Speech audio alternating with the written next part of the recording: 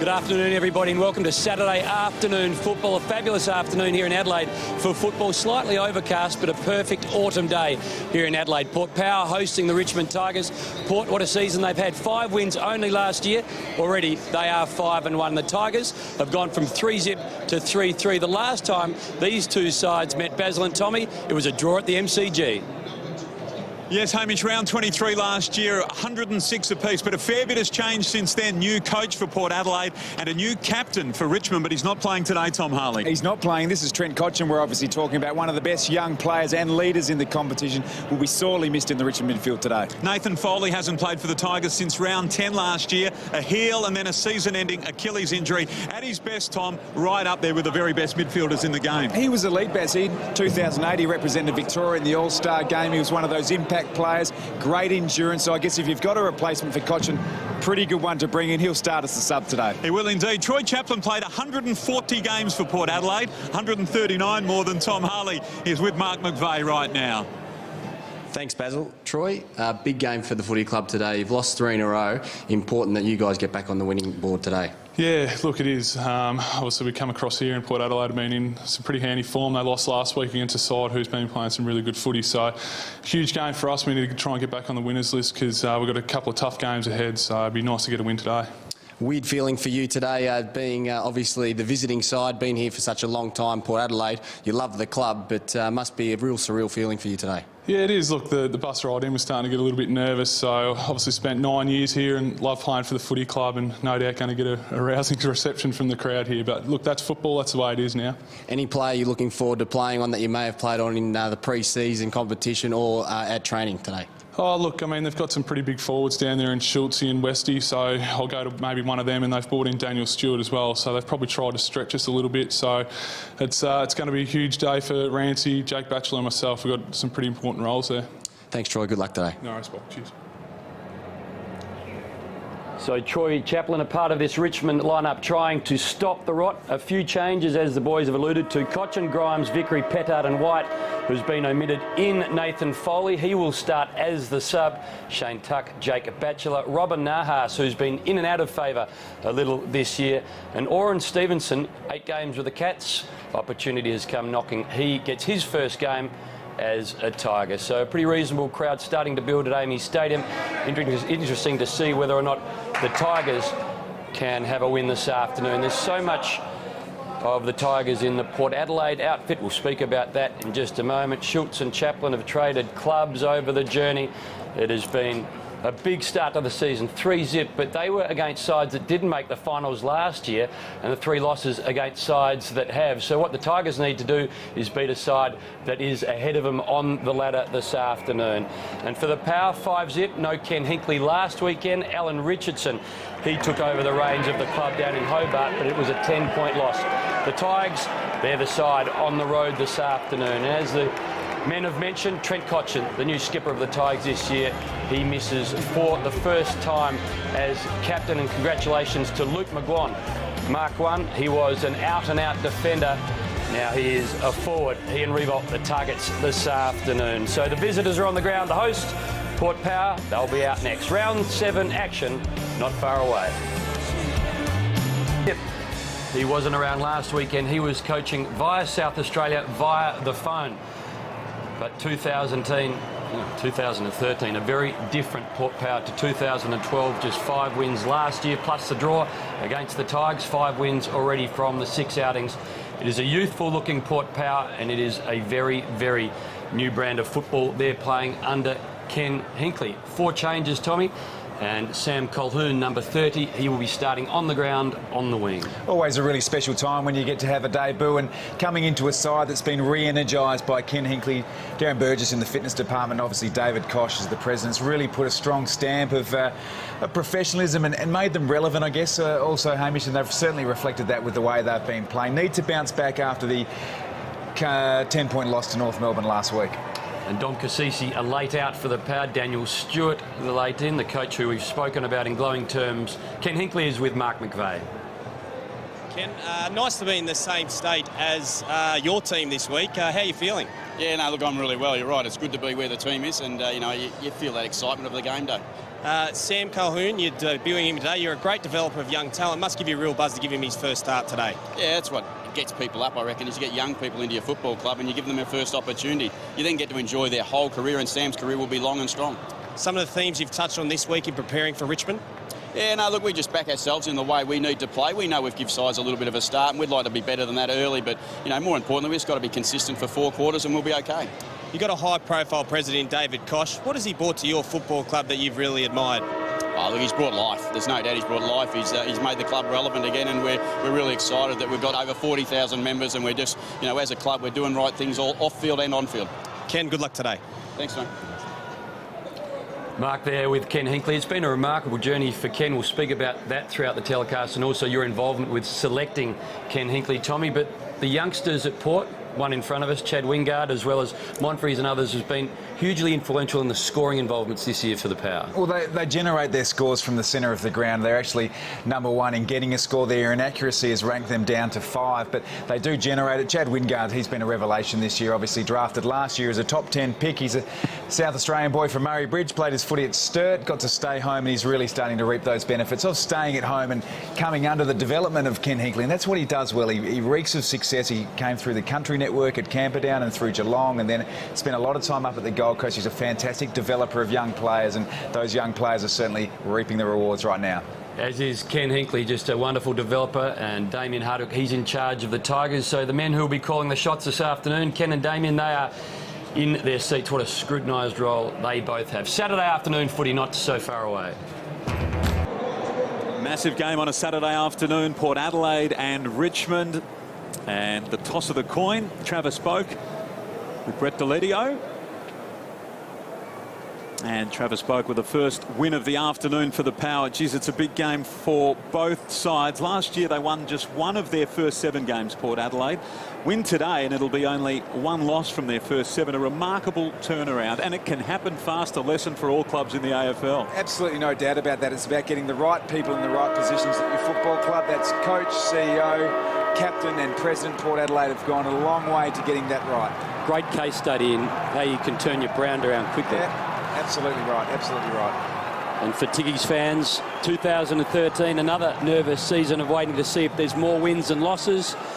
11 years since the yellow and black made the 8. Back then, Danny Frawley, the coach, Wayne Campbell was the captain, Damien Hardwick was still a bomber, and Trent Cotchin was an 11-year-old who barracked for the Cats. Jump in the footy, guys. So Oren Stevenson to start us off in the ruck for the Tigers. They lost 2 ruckmen last week. And here's the new man. He goes high against Redden. There's Redden getting his hands on the football quickly. There's a confidence booster for him, playing his first game for season 2013. Fisted away from Morris, comes at the back. Hawley got his hands on it quickly. Edwards, quick kick out of the pack and finds Ellis. Plays on, goes towards the wing. And Stevenson to Deledio. In a little bit of trouble here. He goes towards the middle of the ground and tuck back in the team. Deledio, Morris, and now Hawley out wide. The blues for Troy Chaplin. No real surprise there. Here's Jackson. He sends a low one in towards full forward. Not a great kick, and chopped off pretty easily by Jared Redden. They had it a long time there, Tom, and just weren't sure which way to go with it. Plenty of touches early for Richmond, but going backwards and sideways, particularly in the state. Well, dangerous in the end from Redden, and Revolt has just intercepted. He's very good set shot kick, and Revolt just saw it early. Read the cues extremely early. I mean, they did have an opportunity, got their hands on the ball. The Tigers early went sideways, and ultimately wasn't the best result for them. So this is an opportunity that shouldn't have really presented itself. And when you play in the state and you get opportunities, make sure you go back and silence the crowd as soon as possible. So this is an absolute must for Jack Revolt. 14-4 from set shots so far this year. He'll be the target this afternoon in the absence of Vickery, approaching 300 career goals. At another, the Tigers get the first on the road on a Saturday arvo. So a 2-time Coleman medalist. He actually became the Coleman medalist with his bag against the Power in round 23 last year at the MCG. That was that drawn encounter. Plenty of criticism, Tommy, from plenty. He's just a very good footballer. And he wears his heart on his sleeve. He copped a lot of criticism from the game over in Western Australia against the Freo Dockers. Didn't have his best game. needs to respond. Great way to start the game with a gimme like that. Important that Jack actually takes that, grows in confidence and drives his Tigers side for an interstate game. Umpires today, Luke Farmer, Robert Finlay and Troy Purnell. So the Tigers away from home.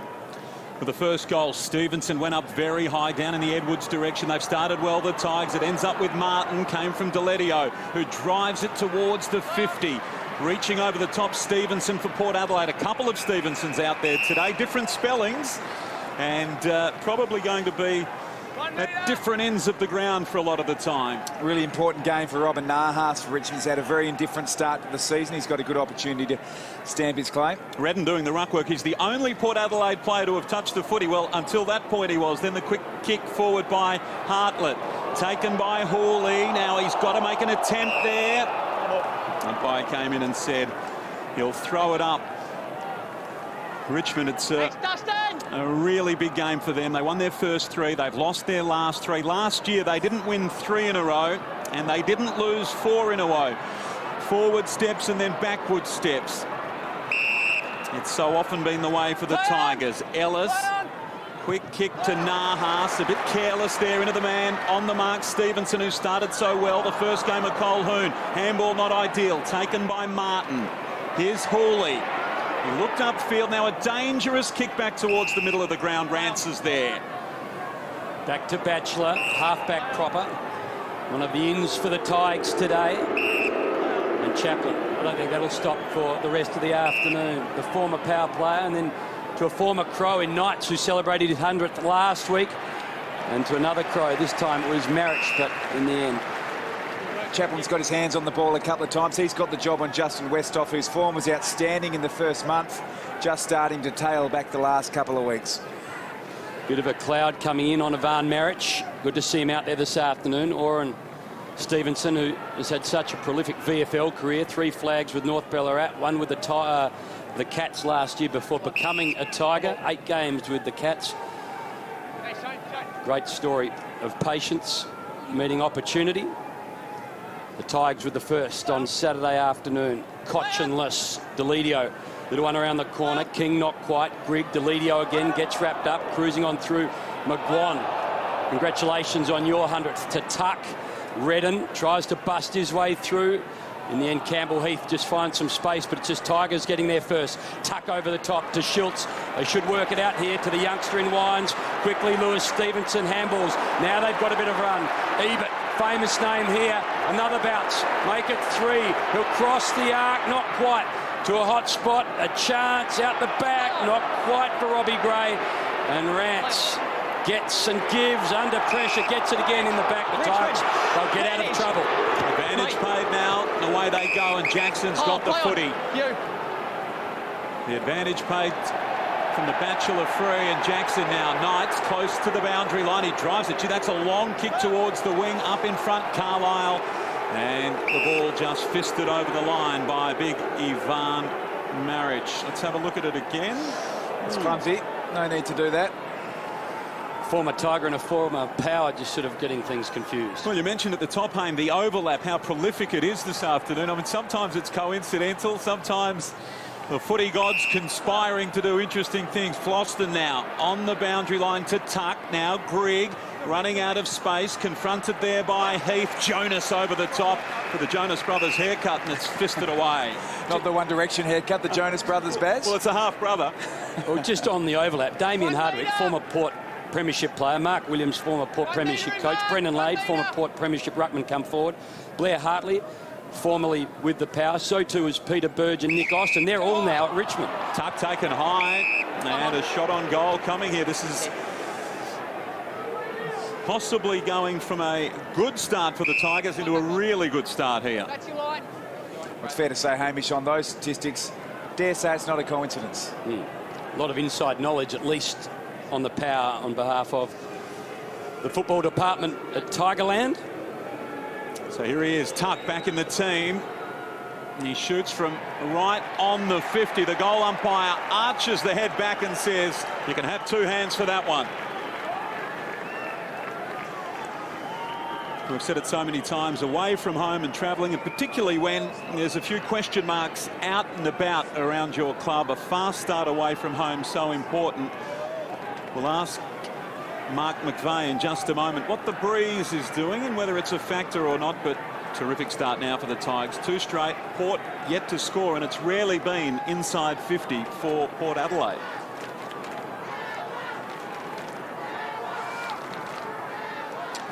A better team with Tuck in the side, I think, Richmond. And Mark McVeigh, tell us about the conditions down there. Quite warm?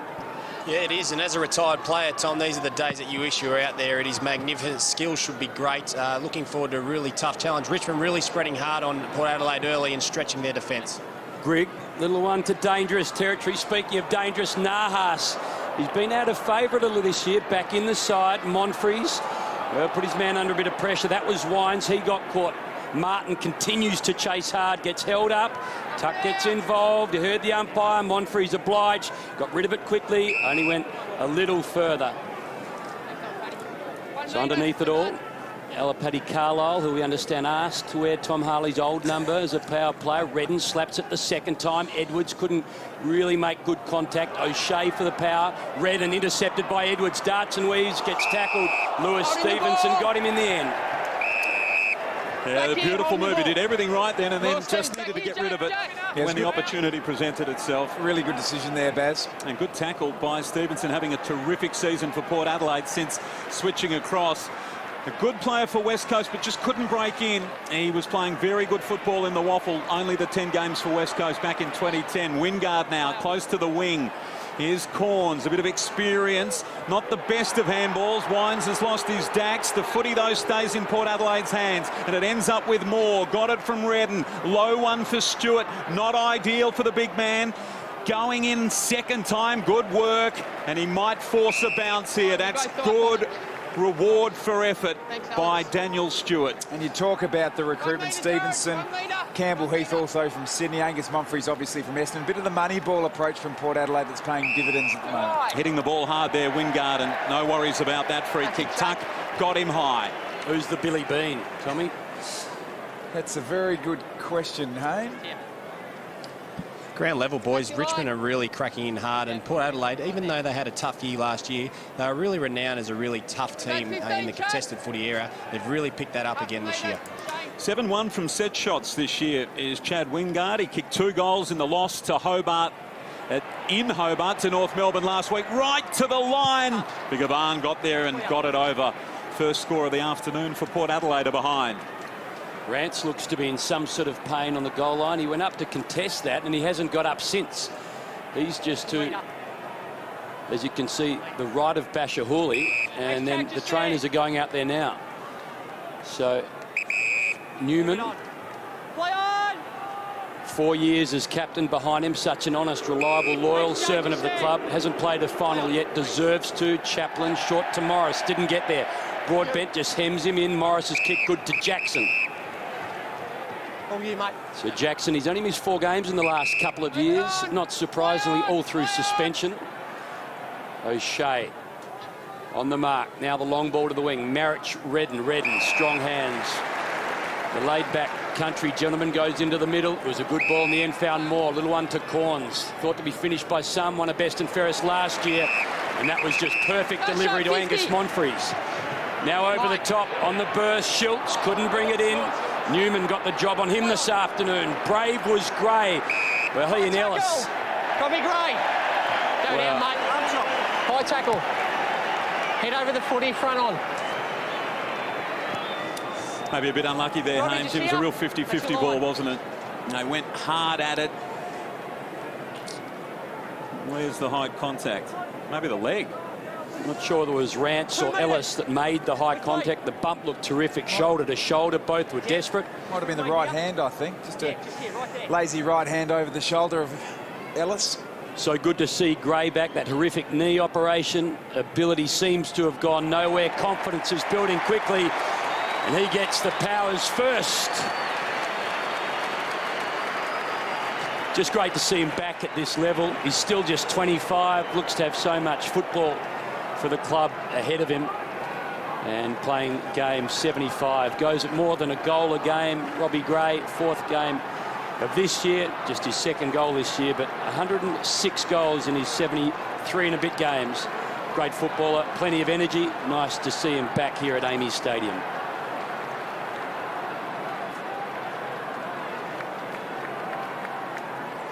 Let's try and have a look at it here. There's a couple of hands over his head. I think the free kick's certainly there. Justin Westhoff taking the centre ruck work for the Power. Yeah, interesting, isn't it, with Redden and both Stewart in the side. The ball out the back to Knights, who thumps it long. He knows a fair bit about footy at Footy Park, now Amy Stadium, and well done now. Was there a little bumper bar involved there? Look, I don't think so, Baz. Revolt with the mark.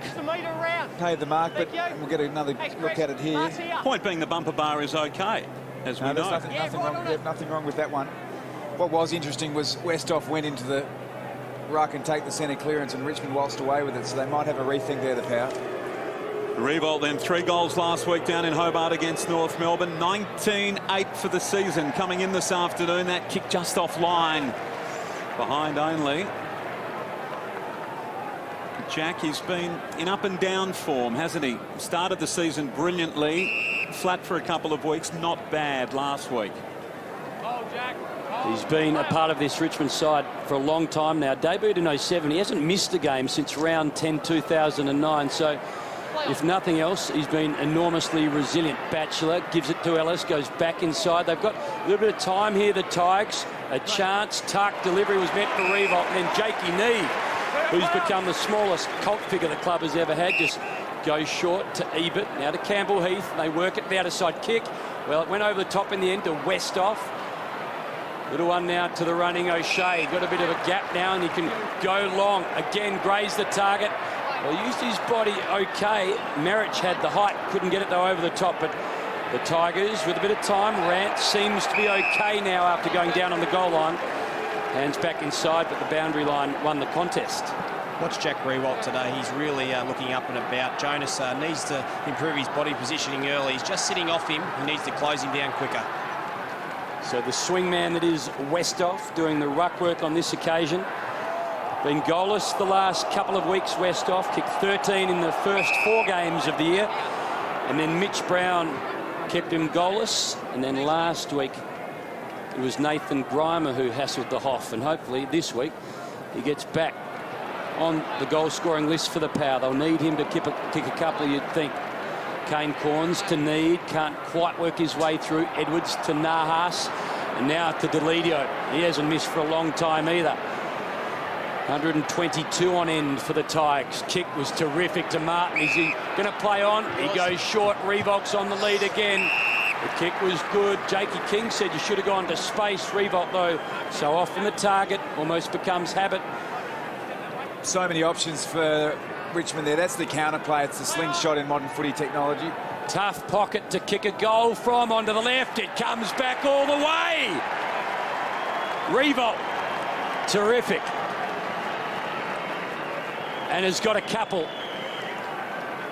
That's the Tony Hall pocket if you're a South Australian, where he did so much that excited you, particularly in that State of Origin game. And if you speak to anyone who's played here a lot, that is the toughest pocket in the world to kick a goal in. I remember doing a demo with Matthew Richardson out on the ground, and he slotted one from the pocket. He didn't think it was such a dead pocket, but typically the breeze goes right to left and it makes it almost impossible. Really great finish here by Jack Revolt. There's not a breath of wind out there at the moment, so he was able to bend it back beautifully on the left. So interesting now, a bit of a challenge for Port Adelaide at home. Robbie Gray tackled by Edwards. He just got his kick away. Ebert sliding in. He was taken high. And good to see Robbie Gray in the middle of the ground. He's obviously starting to get more confidence, his aerobic capacity, and also obviously his knee. A couple of former Eagles combining there.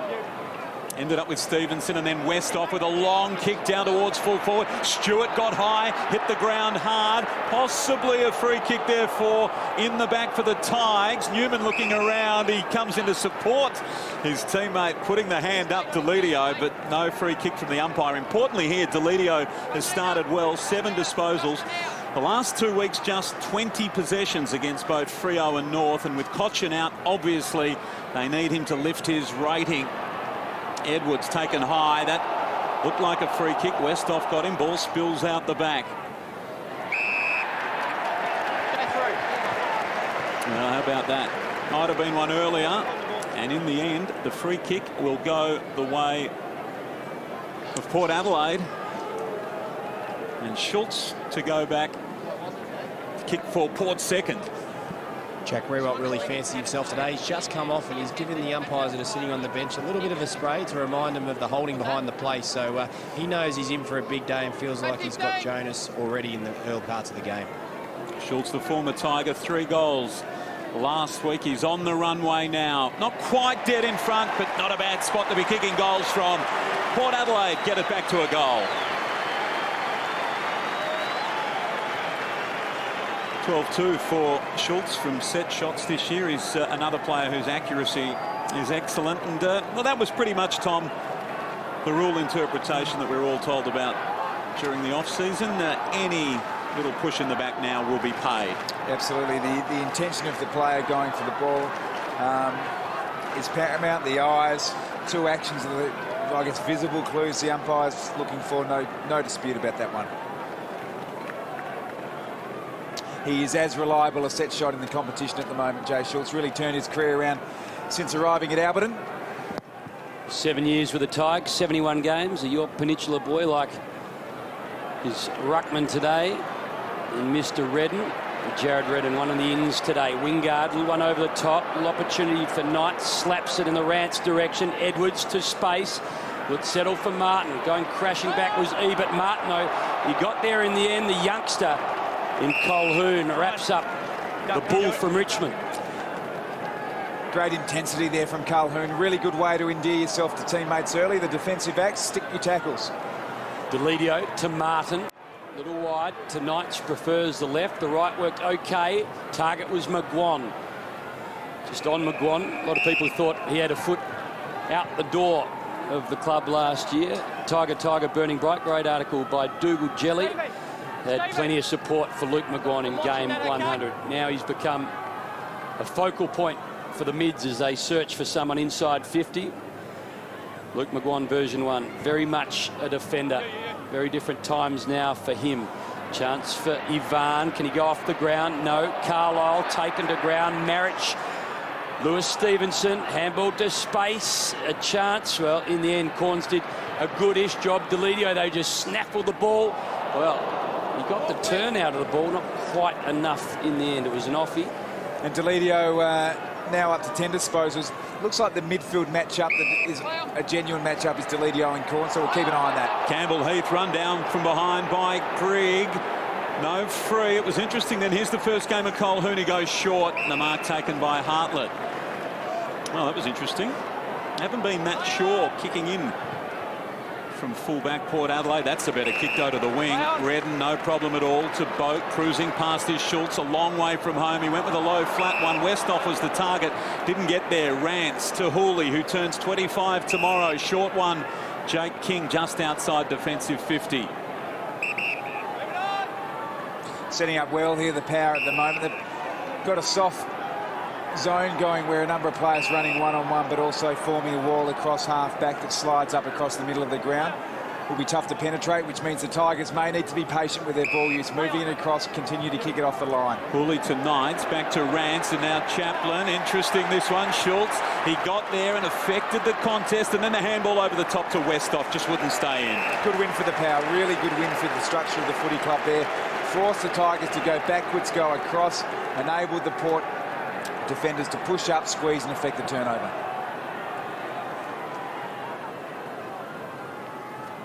Well, front man this time, Ollie Wines, not recruited as a ruckman.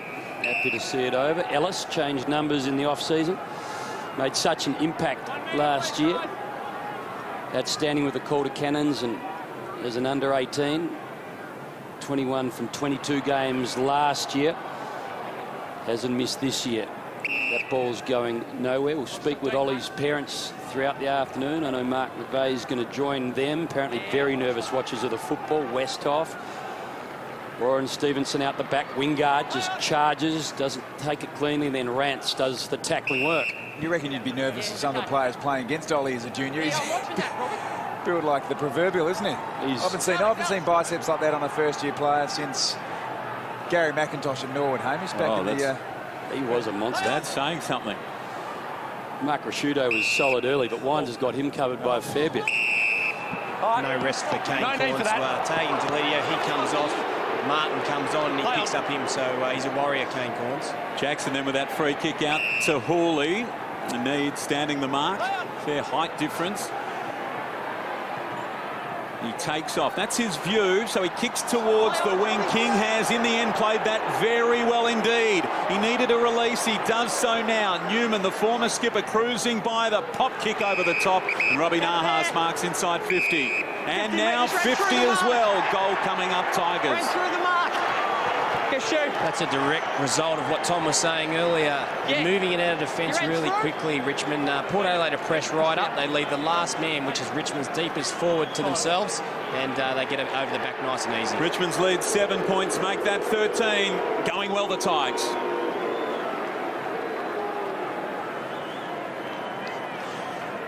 Good start for the Tigers, Baz. Went from a gettable goal, didn't it, then to a gimme goal, and it just helps the away team, doesn't it? Those sort of careless lapses, they can really hurt, and momentum's such a big thing. It is a good start now. Well, we certainly know one thing about this Port Adelaide side. Ken Hinkley came to the club and said one thing that will be absolutely non-negotiable is we'll never give up, so they won't be too concerned at this moment, but would like to get a bit of momentum. We'll see the 50-metre penalty here. Just the encroachment there. Came across the mark. Can't argue with that. I mean, it's a technicality of the law. It's a very harsh penalty, but valuable goal to the Tigers. So Nahas, the kicker of it, didn't miss a game last year, and he was second in the goal kicking. He's playing just game 3 this year. His first goal of the season. Grigg quickly to dangerous territory. Van Marich worked under it by Carlisle. There's the Fox Terrier. Little Jakey King to Edwards. Quick kick over the top. Good vision. Good grab in the end. And the youngster, Nick Vlaston, grabs hold of it, and you would think from there they can make it 2 in very quick time. Now, Tigers fans absolutely in raptures about Nick Vlaston. He was a first-round draft pick for the Tigers. He was captain of Vic Metro last year. He was part of the All-Australian Under-18 squad. He was AAS AFL Academy. Absolutely hard as nails. And back with the fight, no problem whatsoever. Only teenager out there for the Tigers this afternoon, and he's just gone and kicked his first goal in AFL football. Interesting, I was just hearing him talk about his game a week or so ago, and he said he'd modelled his football on Luke Ball and Brad Sewell, so 2 fairly good individuals to model your game on. Fair to say he'll be an inside player then, if that's the case. He really highly credentialed junior coming through the ranks, often had leadership roles, sets the example, and as stated earlier, Tiger fans really excited about his prospect. Jakey King just gets involved. I'll tell you, Robin Nahas has started the game well. He's had an indifferent start to the season. Some of his body language hasn't been great, but starting the game well. Nick Vlaston with the last goal of the game has the honour of being the most traded in fantasy player this week. Game 3, the price rise coming, and they jumped on board. Here's King. The Tigers jumping around at the moment. Oh, that's a great kick from there. Richmond.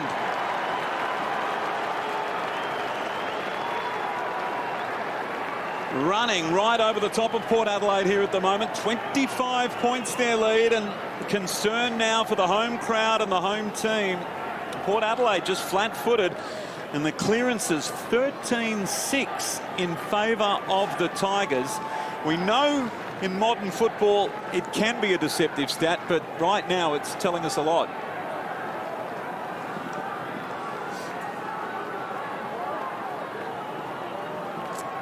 Starting to dominate the statistics at the moment, the Richmond Footy Club. Scores from stoppages there tells a pretty significant story. Clearances hasn't been a really dominant stat, but what you do away from it certainly is, and Richmond all over the power at the moment. Stevenson doing the rucking and the roving. Deledio sending it again into dangerous territory, into revolt territory. Checks, Jackie boy, Tigers are hot. Well, that's 4 in a row, and 4 in about 6 minutes of football, and suddenly the game is out to 31 points. And as Yogi Berra said, Tommy, sometimes it gets late early in contests, and I know we're only very early, but this is an outfit looking chock full of confidence. 7-2 to 2-1, 31 points, 26 minutes gone. Revolt, hot as a pistol.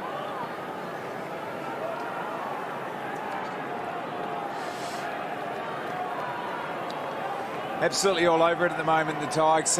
Port Adelaide need to respond, pushing players behind the ball now. Justin Westhoff's gone behind the ball. Chad Wingard's gone behind the ball. When you get a run on like that, really important, you need to stop the bleeding as soon as possible. 4 goals in 3 minutes and 40 seconds for Tigers, so better, Tommy, than a goal a minute in the last 4 minutes or so. And there might be another one coming here. Floston, handball out for Ellis. Boak, the skipper, trying to just halt the charge a little bit. That's why Lee Matthews' theory holds up. As long as you're within... Exactly right. More goals than minutes is his theory. More minutes than goals, I should say, sorry. Well, one thing we do know, still plenty of time to go. And, of course, Port Adelaide came back from 41 points down in the third term against the West Coast Eagles earlier this season on this ground. So they're by no means out of it. Here's Hooley. Controlled that nicely. Chaplin gets the booze. He's going to get used to that. And that's a nice kick. He found Batchelor, who plays on quickly. Courage. Oh, good mark. That was beautifully done. Handball to Marich now, cruising by.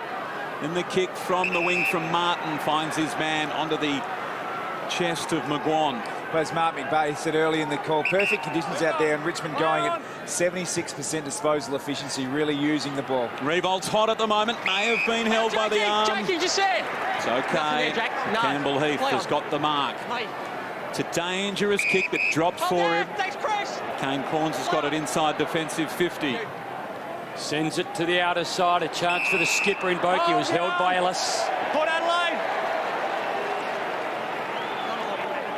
So the shadows of quarter time, and it's been a quarter dominated by Richmond. Jack Revolt has 3 goals of the Tiggies 7.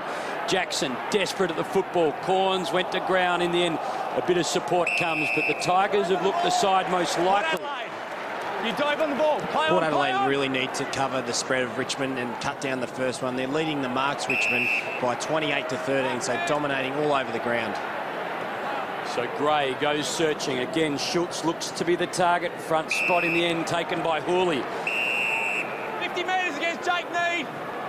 Well, Jake Need this time, the man that has infringed, and again the Tigers get a 50-metre penalty. So focusing there on Sammy Colquhoun. He wasn't the man, according to the umpire, who gave it away. Ken Hinkley, Tommy, remains seemingly a calm man regardless of the situation.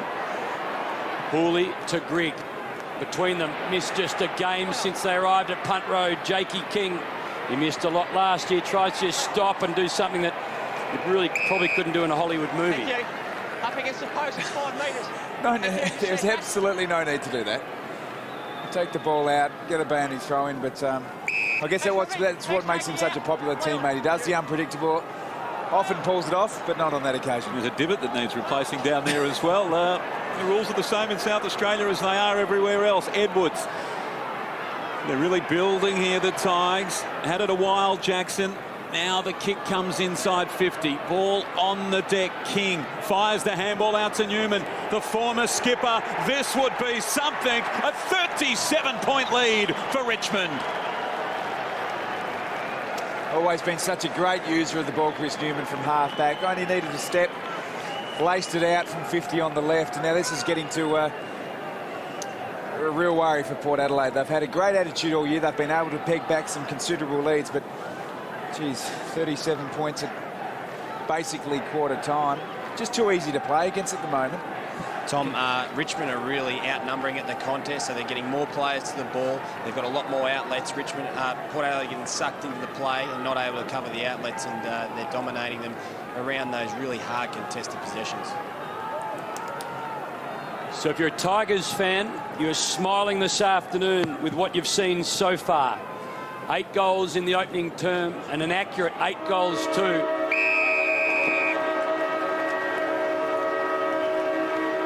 Shane Tuck back in the side at quarter time in Luke McGuan's 100th outing. It is the Tigers enjoying a wonderful day weather-wise here at Amy's Stadium, and form-wise the Tigers look hot. They lead it by 37 at quarter time. Said Tom before, very big 18-year-old, and he's got a big future in front of him. Only the 3 disposals today. He's been averaging 22 possessions per game. It's just been a terrific start to his AFL career. No, he has been. He'd be chomping at the bit to get back out on the ground and rectifying some wrongs from the power in the first quarter. So Jared Rennan wins the first tap of this second term, and Boak gets the clearance after the Tigers got their hands onto it. To half forward, tough sort of a bounce in the end. Just the slap wide, but again, the Tigers have got the numbers at the fall of the ball. Jackson darts back inside Ebert. Now Jakey King, O'Shea, though the two that'll go at this ball, but neither can take it cleanly. The power, Tommy, got a youthful side. 4 teenagers out on the ground. Ollie Wines, Chad Wingard, Sam Colquhoun in his first game, and young Jake Need, 8 hours west of Alice Springs by car. Well, we've seen 3 of them have significant impact already in this season, and what I've seen of Colquhoun so far, he's up for the contest also. Richmond, throw! So Moore was carried forward there, but the umpire said there was a throw, and it's Tuck's free kick as a result. Lucky one there for the Tigers, but away they go. Here's Martin. Cross to Rance. A high ball. Newman's got free. He's got a lot of space here. Port Adelaide just breaking down at the moment. Morris running hard. The short kick is on, and King marks, hands above the head. Put it on the shelf there, Jakey King. What they're doing really well, Richmond, and Mark McVeigh spoke about it, they're using the ball off the line, and what that means is that instead of going down the line where the traffic is from Port Adelaide in this instance, they continue to just go at least the 45 angle, get the defenders to move across. Opens up so much space, and you can hit up a target like they have just done here with Jake King. He's kicked a goal already, Jakey King. Going here for 6 in a row for Richmond. He's just offline, a little bit of a let-off there. And it's 38 points to Tigers, 8-3, 2-1. Port Adelaide really need to get going, and get going fast. What would be disappointing the Port Adelaide coaching staff at the moment, they're just too easy to play against. When you've got your opponent going at 78% disposal efficiency, the pressure around the foot is nowhere near what it needs to be. It needs to be addressed quickly and by the senior players. Campbell Heath to Colquhoun, who brings the ball wide to Jared Rennan. He's got a runner in Ebert. He'll use him. He just runs away from a Barn Merritt short ball on. Well, it was terrific to Schultz, and then he'll get back around. Well, it was okay in the end. I'm not sure whether he was asked to come around at all, but nice ball inside to Wingard, who has already had one set shot at goal, and he's been accurate throughout the year, Chad Wingard, but they need one right now. So a bit of a silence right now at Amy Stadium. Starts it, draws it, and too much in the end. That was better play by Port Adelaide. They used up their smaller forwards, which created defenders for Richmond to try and close up their man, and they're really starting to wind up a little bit. They are a slow starting team. Deledio to kick in, he goes to himself, and then a long kick high at the back. Stevenson waiting down. Campbell Heath got rid of the ball as he was tackled. Redden the fend off, comes back to Heath. Little 1-2 with Alapati Carlisle, and look at this, not Robbie Gray, it was Broadbent. Now Jakey Need, he turns around onto the left boot. He kicks, sits it on the breeze, and it just drifted across a little bit too much. He sold that well. He's been really lively. Took a fantastic defensive, courageous mark in the first quarter, and when the ball's in his area, he's hit it with speed, and things happen. So Port Adelaide players need to identify that he's on his game, get him involved as much as possible. Great article on Jake Need this morning by David Wood, talking about how he grew up hunting wallabies and goannas and kicking plastic water containers as a football from the Barclay Tableland area the size of the UK. Population less than 6,500. From a little town called Elliot, 350 people, labelled the Elliot Express. Jakey King gets it, gives it, and now Knights tries to bust through the Ollie Wines tackle. Help from O'Shea. He was going nowhere, and he's caught. Got a good look at the guns there, Home. They're monsters, aren't they? The Ollie Wines guns. May have to register those at some point. To half forward, Broadbent uses his body illegally, I think. Just back here, Matthew. No, but you pushed him out. 2 actions. So Deledio, been a fabulous player for Richmond since 2005. As we said, hasn't missed since round 18, 2007. 7, and Tuck gives it off Newman. They'll get away with this here, the Tigers, to Martin, who brings it to the broadcast side and goes over the top to Hooley. Got a match-up potentially to favour them deep. It's Marriage on Stevenson. He should have the height advantage. Well, in the end, the ball was killed easily enough by Carlisle. Knights, the man on screen, played game 100 last weekend. 96 over 8 years for the Crows. Was so dangerous in 08 and 9 and 2010, 11, so many injuries. 2012, largely unwanted. So a new home has been found at Punt Road. Westhoff couldn't quite. Hartlett left it behind. Little give in the end from Schultz to Wines to Hartlett. The future combining. He just got there. Jakey Need. Well, mismatch. Need and Rance got front spot to Jackson, who's got a Paddock in front of him on the outer side. He's got a one-on-one. King and Heath goes in that direction now. Out the back, chance for Jakey King. Heath did okay. In fact, better than that. Gave it to Colquhoun. Back inside to Corns, now to Schultz. They're building here the power Broadbent. Can he just continue to play on? He thought about it for a second. And Deledio pleads and said he did go. Umpire gives Matthew Broadbent the benefit of the doubt. Now he's called to play on. Quickly from 40, it's offline. Minor score only.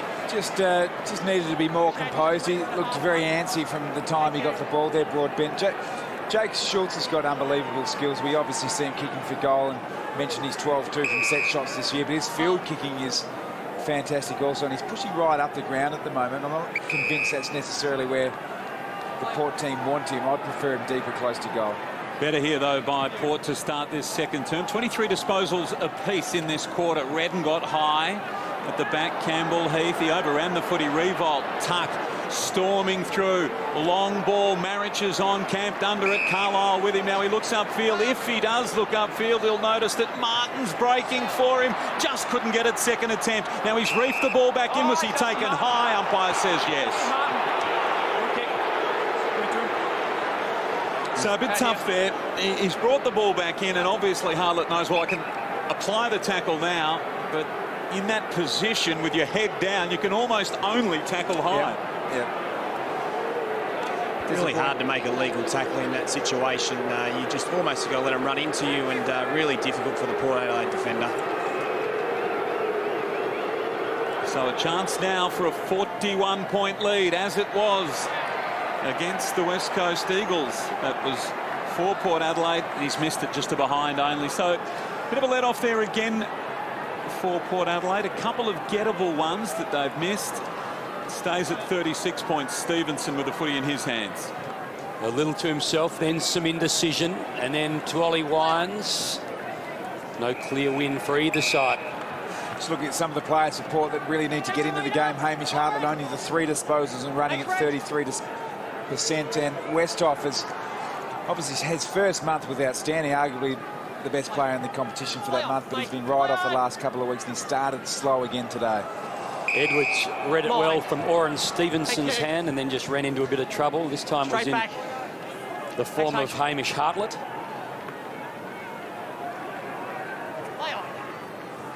Oren, Redden doing the roving.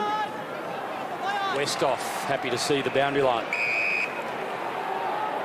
You're talking about disposals. When your ruckman Redden leads all comers for the power on 9, you know your prime moves aren't getting their hands on the ball. So Boak's up to 8, Corns 8, but Corns is also doing a job on Deledio, and Deledio's had 13. So real worries at the moment for the power midfield. And the Tigers midfield supplying jumping Jack Revolt. He's got 3-1 already this afternoon. It's just early going. 36-point lead to the Tigers. The natives getting a little bit restless now, and they're all up on their feet. I'm scared down here, boys. Floston goes long. Ivan Maric the target. Carlisle just steps in quickly, goes via hand to the first gamer in Sam Colquhoun. Terrific for Central District last weekend in the SNFL, and sends it to a man playing game 100. We've mentioned that this afternoon. What a revelation forward of the ball Luke McGuan has been for the Tiggies in the last 18 months or so. Kicked 15-10 when given the opportunity to go forward in the latter stages of last year. Goes back to Batchelor, wide to Hooley. Just being reactive at the moment, Port Adelaide. When Richmond go backwards and sideways like this, it's incumbent on the Port defenders to push right up and squeeze them in to force them into a mistake, but they're just sitting back playing safe football. Need to be more attacking. Deledio just had Vlosten drop in front, takes and just delivers perfectly, and then to Ellis. This is exactly why Richmond are running at 78% disposal efficiency and have had over 50 more disposals than Port.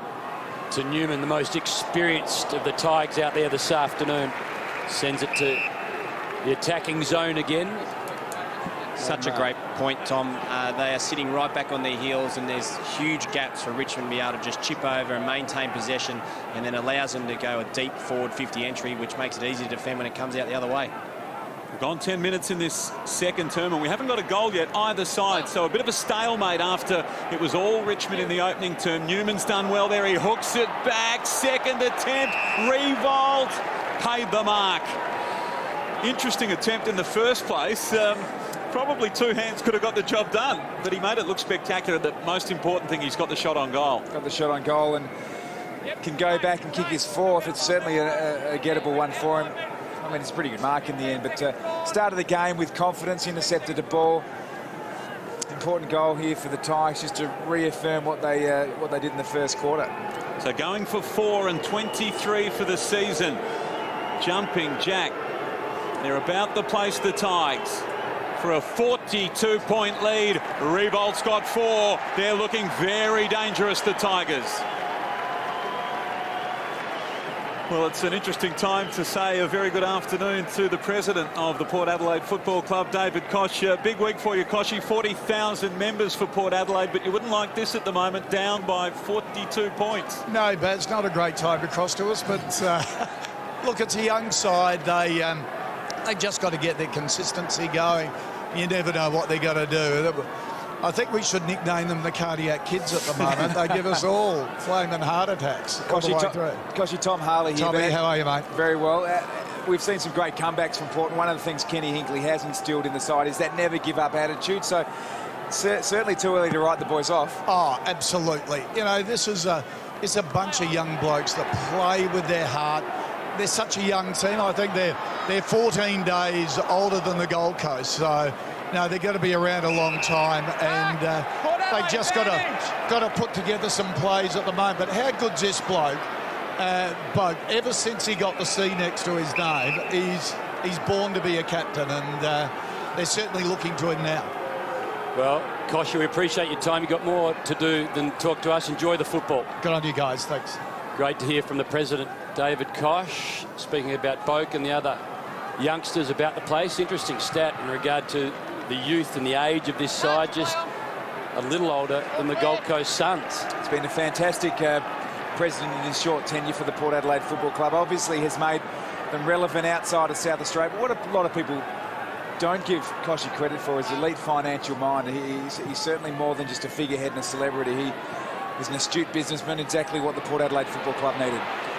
Jakey Need to Corns, now inside 50. Front spot, Hooley just left it behind. Half a chance for Gray. Good in this situation. Normally, little handball back inside. They lose it. The Tigers quickly release Newman to Tuck.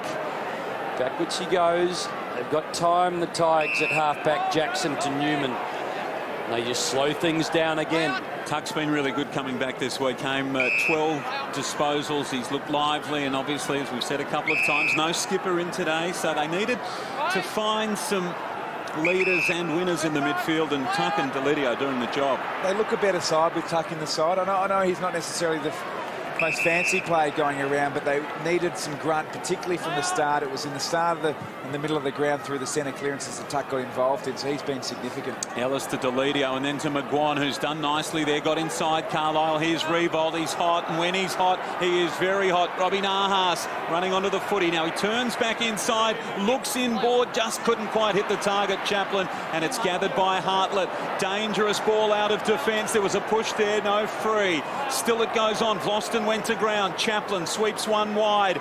Ellis over the footy, Wingard.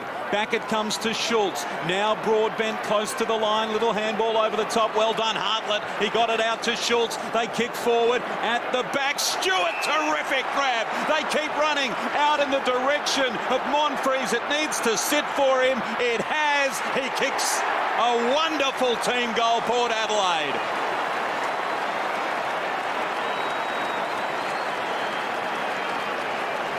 Well, the president might rest just a little easier now, because that is the sort of goal that can lift a team. Fantastic footy from Port Adelaide. Team down, needed to get something going, and that, I think, is what we call a spark. No doubt about that, Baz. And it was important to see more players, Port Adelaide players, in the screen around the ball. They had a bit more urgency about what they were doing. Terrific mark here from Stewart. What was good was Hartland had the ball across half-back, and he didn't go down the line. He brought it into the middle of the ground. It was a risky kick, but it certainly said to me the intent was to take the game on. It was an exciting passage of play. Port need to do more of that. So Power's third goal, 29 minutes between their second and third. Wines couldn't quite. Brandon Ellis just shuffled it forward. Jakey Need. Tackle! Port Adelaide! Chris, just here. Thank you. Straight to him. Time. What a story he is. From a town of 350, 8 hours west by car from Alice Springs, and he is the weight of a jump jockey, just 67 kilos. Mixing it on the big stage to Lewis Stevenson. His kick almost to Ebert, just threw hands in the end. Just mopped up by the man that'll get jeered all afternoon from the locals. And now back to Need. Little flick back inside was clever. O'Shea, he couldn't quite dish it inside. And in the end, it was Morris happy to see the boundary line again. Jake Need, it's incredible. I mean, this game is wonderful. So many shapes and sizes. But, Tommy, if you have a look at him, he looks like a schoolboy. Well, it was funny, in the pre-game captain's address, he was standing next to Redden and Stewart. Yeah. And sat basically under each armpit. It's like Danny DeVito next to Arnold Schwarzenegger, twins. He's been fantastic. He's busy, which is important for the Port Adelaide Football Club, and Knights is near him at the moment. He just got to get on the mood. He might get in of it here. Yeah, really lively, isn't he? He's got so much pace. Ebert seemed to be held back there by Knights. The ball's gone over the line.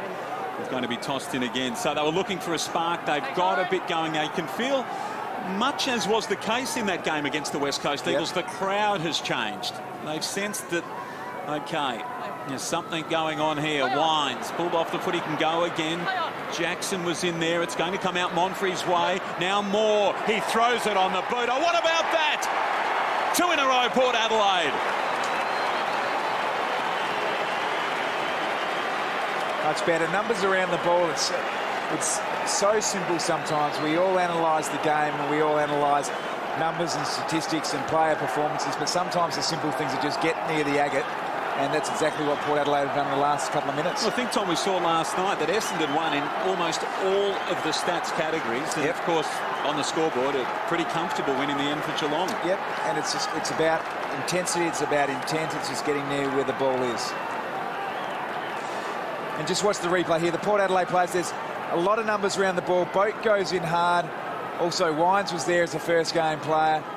Monfries was around, and that's just a fantastic finish also for Port Adelaide. So important there by Moore that he kicked the goal, and they're back in it. Great to see Andrew Moore fit and well. Went draft pick 9 and 09. He's had his fair share of injuries, as his brother did. Vlosten to Martin, just hesitates for a second, then weighs things up, and a beautiful ball to McGuan on the hard lead. So you'd think a step or two too far for McGuan. He struck it well. Distance no problem, accuracy a problem though. Just the one behind for the man celebrating his milestone. Mark McVeigh down on the boundary line. I'm guessing you've sensed that crowd really get into it here. Yeah, they've really lifted, and the effort that Port Adelaide are really putting in, outnumbering at the contest, has really turned the game around for them. Trouble there for Ebert momentarily, and now ditto Campbell-Heath. The ball spills Marrich's way. Here's Knights. He slipped over as he kicked, but the kick might be okay. Oh, he could be in trouble here. This could be really bad news for Knights. He's kicked the goal, but almost tragically, he is holding that knee, and it looks to be really bad. 5 games with the Crows, and just when he was starting to get a little bit of momentum and look injury-free, he had a game last weekend where he celebrated his 100th game, 101. Is going to end terribly. Yeah, I mean, there's certainly bone and joint structural damage there. We don't know about, obviously, the ligaments inside, but that didn't look good. I mean, so innocuous. And a real shame for someone who's really starting to reinvent his career. And Nathan Foley, who's been out for so long, is the man that's going to rip the vest off. Oh. There it is again. And so sad, isn't it? Oh, and you can see, as you mentioned, boys, kind of deformed knee as he came to the ground, and the pain on his face so evident. Hard to diagnose up here, Tom, and I'm not suggesting you're the medical expert, but as you alluded to there, I guess that the chance is that it's not a knee reconstruction, that it's just popped out and needs to go back in. I mean, there was clear deformity in the structural sense of the knee, and it looked, again, certainly not any medical background, it looked like there was a dislocation of sorts. For Chris's hope, we do hope that the ligaments are intact, but certainly our thoughts and best wishes to Chris Knights as he contemplates the recovery from that injury. Doesn't look good at this stage, but all sorts of things would be going through his mind at the moment. Really bad luck for Knights, isn't it? We shouldn't forget Haim. Of course, he kicked the goal and his team really needed that. So if it's his final act for the Tigers for a little while, it was a potentially team-lifting one after challenge by Port Adelaide, and always good to see the cooperation between trainers. And Choco Williams down there with a reassuring pat.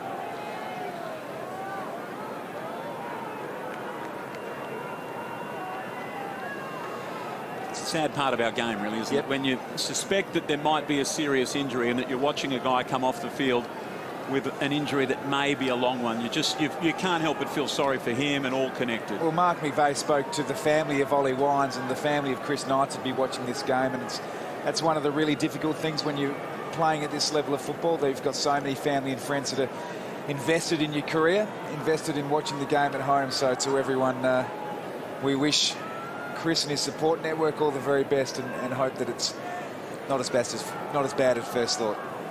So Damien Hardwick with a lot to contemplate suddenly, and Nathan Foley, who played a full game last weekend, 3/4 the week prior, hasn't played a game of AFL football since he did his Achilles tendon round 10 last year. He's such a formidable player. He's spent way too long in the rehabilitation room. He's back to where he was born to be, and that is on the side of an AFL ground. So very sad news for Chris Knights. Hopefully a great return for Nathan Foley. Game one for Sam Colquhoun, to Wines, to Stevenson, who sweeps the ball wide, to Hartlett, just ducks inside. When he's going well, he's a wonderful player to watch. Just a long penetrating ball. Can Boak slap it forward? Schultz is waiting. In the end, Boak couldn't lay a glove on it. Rance does the mopping up. McVloston goes to the outer side where Jackson is waiting. So the Power had the momentum before the Knights goal, but you'd be surprised to see Chris Knights back again anytime soon. So maybe that is a turning point in the afternoon. Martin back to Rance. Out wide now comes broadcast side. Morris to Ellis. So it was kind of a momentum stopper for both teams, really, wasn't it, Tom? Yeah, it's a goal that Richmond certainly needed. There was a sense that Port Adelaide was starting to exert themselves on the game, but Sting's been taken out of the game a little bit. And Richmond here again just dominating and controlling possession. So Port, again, defenders are sitting right back in their defensive 50. They need to have the courage to push up, put some visual pressure on the Richmond Footy Club and force a turnover. Warren Stevenson's been good today, short to Jackson. Played 8 games for Geelong last year, as Hamish mentioned, including around 19 after the siren win against Hawthorn. He can play big-time footy, no doubt about that. He had a big game that day as well, 23 hit-outs and 19 disposals. And then at the end of the season was traded. He finds himself playing some important football here for the Tigers. They lost 2 ruckmen in unusual circumstances last week. One of them's got up, Vickery hasn't. Here's Jackson close to the line, running out of room, and the ball will be tossed in. So Richmond by 36 points. Their lead got to 42. And the game just in a little bit of a stalemate right here. Grigg holding on to Boak. Boak's being held. Bring it back. And in Travis the end, Boak, hold. it was a good decision. Well, a lucky decision for Port Adelaide, because the kick came forward by Wingard and there was absolutely no one there. So handy result that the footy's coming back for Boak.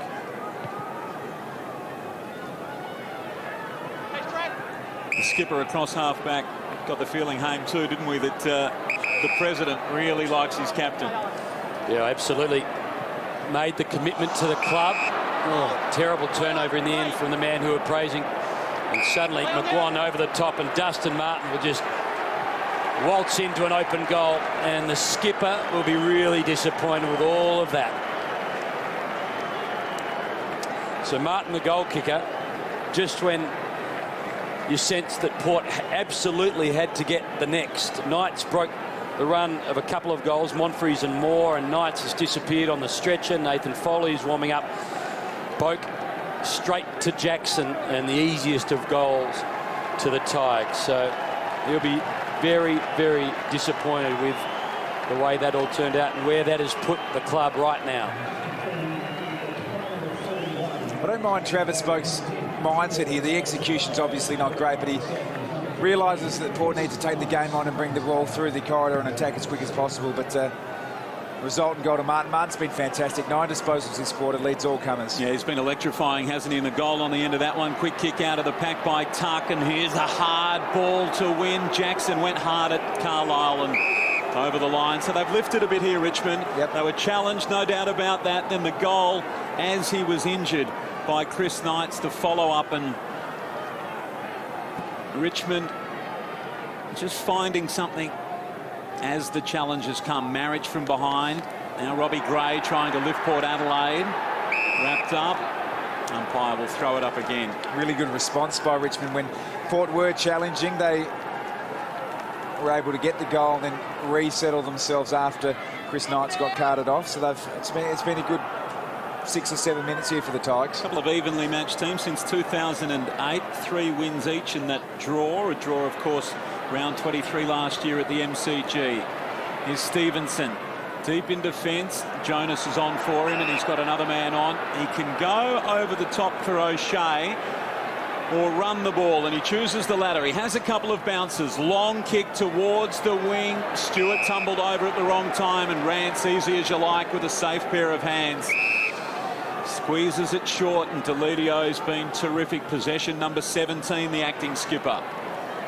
So to the former skipper in Newman, to Ellis, who goes searching, decides the long ball's the option, and it's easy pickings in the end for Robbie Gray. Short to Tommy Jonas, who's been given a lot of big assignments in the last 3 or 4 months.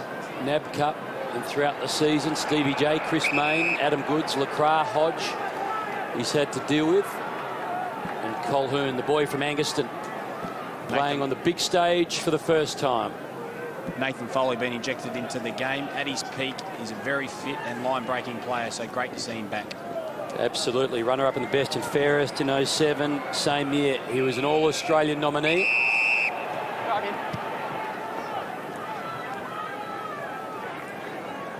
So, as you said earlier, Basil, the injury to Chris Knights has stopped the run of, or stopped the sort of the momentum of Port. It was a goal on the back of that injury, and since then the goal to Martin has quietened this crowd down at Amy Stadium. They're starting to find voice. Ivan Maric played a bit on this ground as a Crow. He's really settled in Melbourne. There's good intensity there from Travis Boak. He had the turnover which resulted in the last Richmond goal. He came straight off, which would have been part of the rotation policy. He's come back onto the game and wants to exert himself physically, so that's good leadership. So Redden wins the tap but gives it to Edwards, and suddenly they go forward. But again, Power have got the numbers at half-back. A man over the top, Jonas, should be chosen here. He's got space. Carlisle will squeeze the ball in that direction now. Just gets held up. Ebert over the top of his head to Corns. He's got Wingard right in the middle. And he goes in that direction now, and Wingard takes the mark of a larger man. Edwards, he got the sit on top of, strong hands, rolls around on the left. Westhoff got a bit of protection. Chaplin, third man into the contest, and killed it momentarily. Porter on the charge. Wingard, nice football. We see again, Tommy, the hands. He played a lot of junior basketball as a as a teenager growing up. He's one of those Spring Hill Jacks, a really talented prospect. Interesting there. Marriage thought Westhoff was going to do the ruck work. Westhoff just held off. Could have almost got a free kick for too high, but that was clever by Westhoff. The alternative was to run into goal. Lucky for Richmond, neither. Now Westhoff does choose to go the more orthodox path. He contests in the ruck here. Colquhoun, the first gamer. Ball to ground. Batchelor wrapped up by Robbie Gray. Line. And we'll have another bounce, throw up rather, inside 50. Let's have a look at this. So he was going to go. Hard to know if that was high, because if the high contact happened, it happened behind the post. Camouflage. Marriage goes in hard. Schultz, bottom of that pack. Dustin Martin breaking away. Here's Foley. Welcome back. He's kicked though towards the wing. Not ideal. Marked by Redden, who plays on quickly. Dangerous ball. Stevenson needed to be brilliant there. It was the former skipper for the Tigers. Fantastic. Newman now draws the man. Not ideal for McGuane. Can run onto it. Chasing hard. Carlisle, he's got him. The gang tackle applied. Well done in the end. O'Shea as well. And the umpire says he'll throw it up. Should have been a goal for Richmond, you fancy? Should have been a goal. Really well played by Alapati-Cardo. Held his structure exceptionally well. He was the last line of defence, the anchor defender for Port Adelaide, and saved a certain goal. Moore taken to ground. Desperate times here for the Power. Would have been really awkward to go into half-time. Just under 50 points down. The next goal, you hope for the Power's sake, comes in the third term for the Tigers, if at all. And Boak hurriedly off the ground. It's going to come back inside. Seconds against the Tigers. Delidio will have been told they're right on the verge. So maybe time. No, it took a long time. So it's all about the kick now. So the Tigers at the long break lead it by 42 points. Jack Revolt, he got 3 in the first term, 1 to start that second term. And at the long break, the story of the day, sadly, is about Chris Knight's terrible knee injury. He went off on a stretcher midway through that second term. Nathan Foley was subbed into the game. Right now, it's the Tigers enjoying a 42-point lead. And I think we're going to hear from Travis Boak in just a moment. He'll be disappointed, Tommy, with the first half. He will be. Just the intensity around the contest is what got Port Adelaide back into the game within 5 goals, and I'm sure that's what Travis will address. Let's go to Boca. He's with our man, Mark McVeigh. Travis, first quarter wasn't great, but you were able to apply some scoreboard pressure there in the second quarter. Yeah, look, we probably got back in the game a little bit, but they were smashing us in the centre clearances, and I think it was 6 goals to 1 from stoppage. So we've got to have a look at that and then get better at that. Past few weeks you've been down, you've been able to come back in the second half. Does that hold you in good stead now going into half time? Yeah, look, we've got belief in our players and our run, and we've got the confidence. So we just got to come out and fight and show a bit of energy in the second half. Thanks, Travis.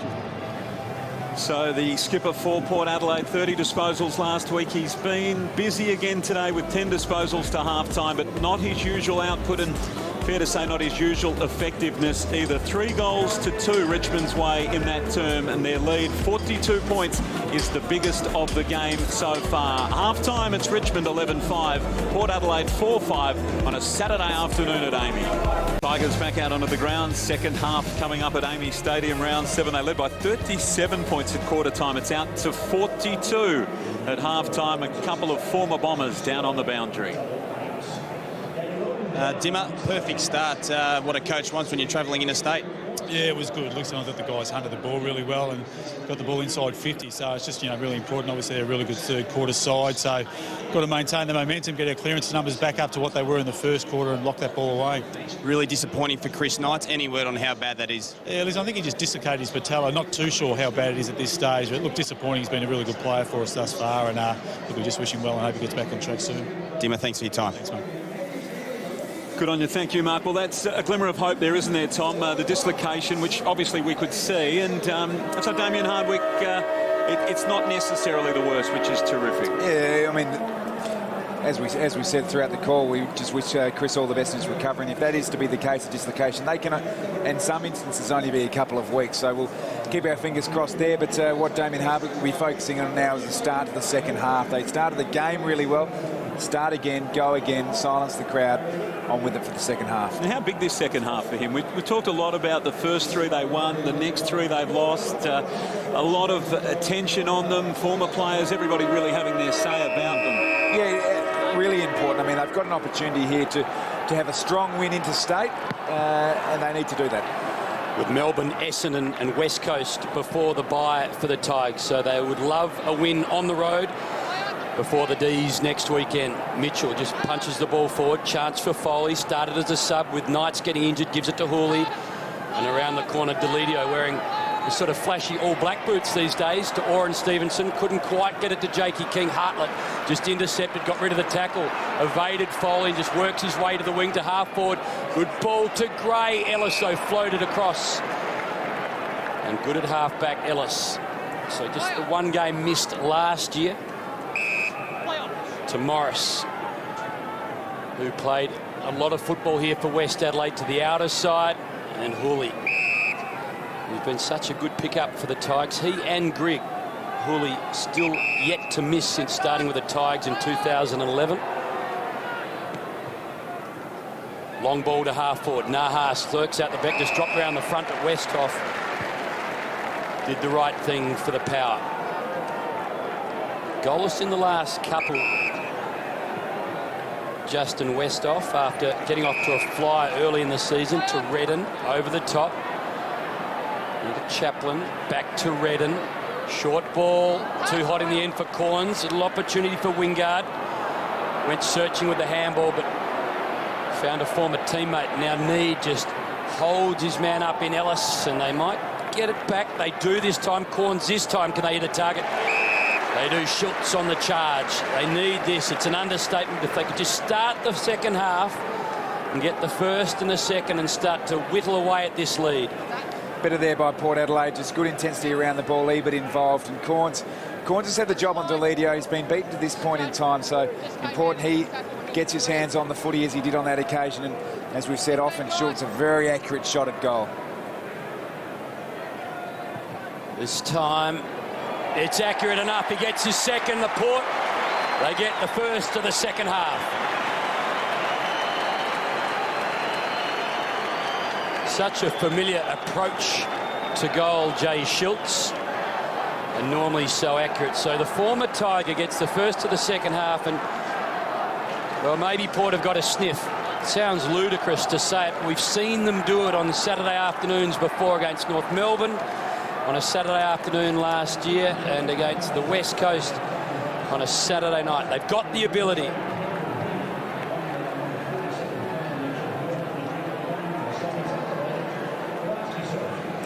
Backs himself with a routine. Everyone's got different routines, and it works for Jay Schultz, and extremely important goal for the Power. So in the middle again, and it comes out Martin's way, waiting at the back of the pack. He just loops the ball towards the 50 and says, OK, forwards, do your work. Carlisle gets there first, though. Close with him, Revolt. That was interesting disposal over the line. You heard it from the ump, a little fumble, and all clear. Campbell Heath has been active, has come off the ground, and Kane Mitchell has been activated as Port Adelaide sub.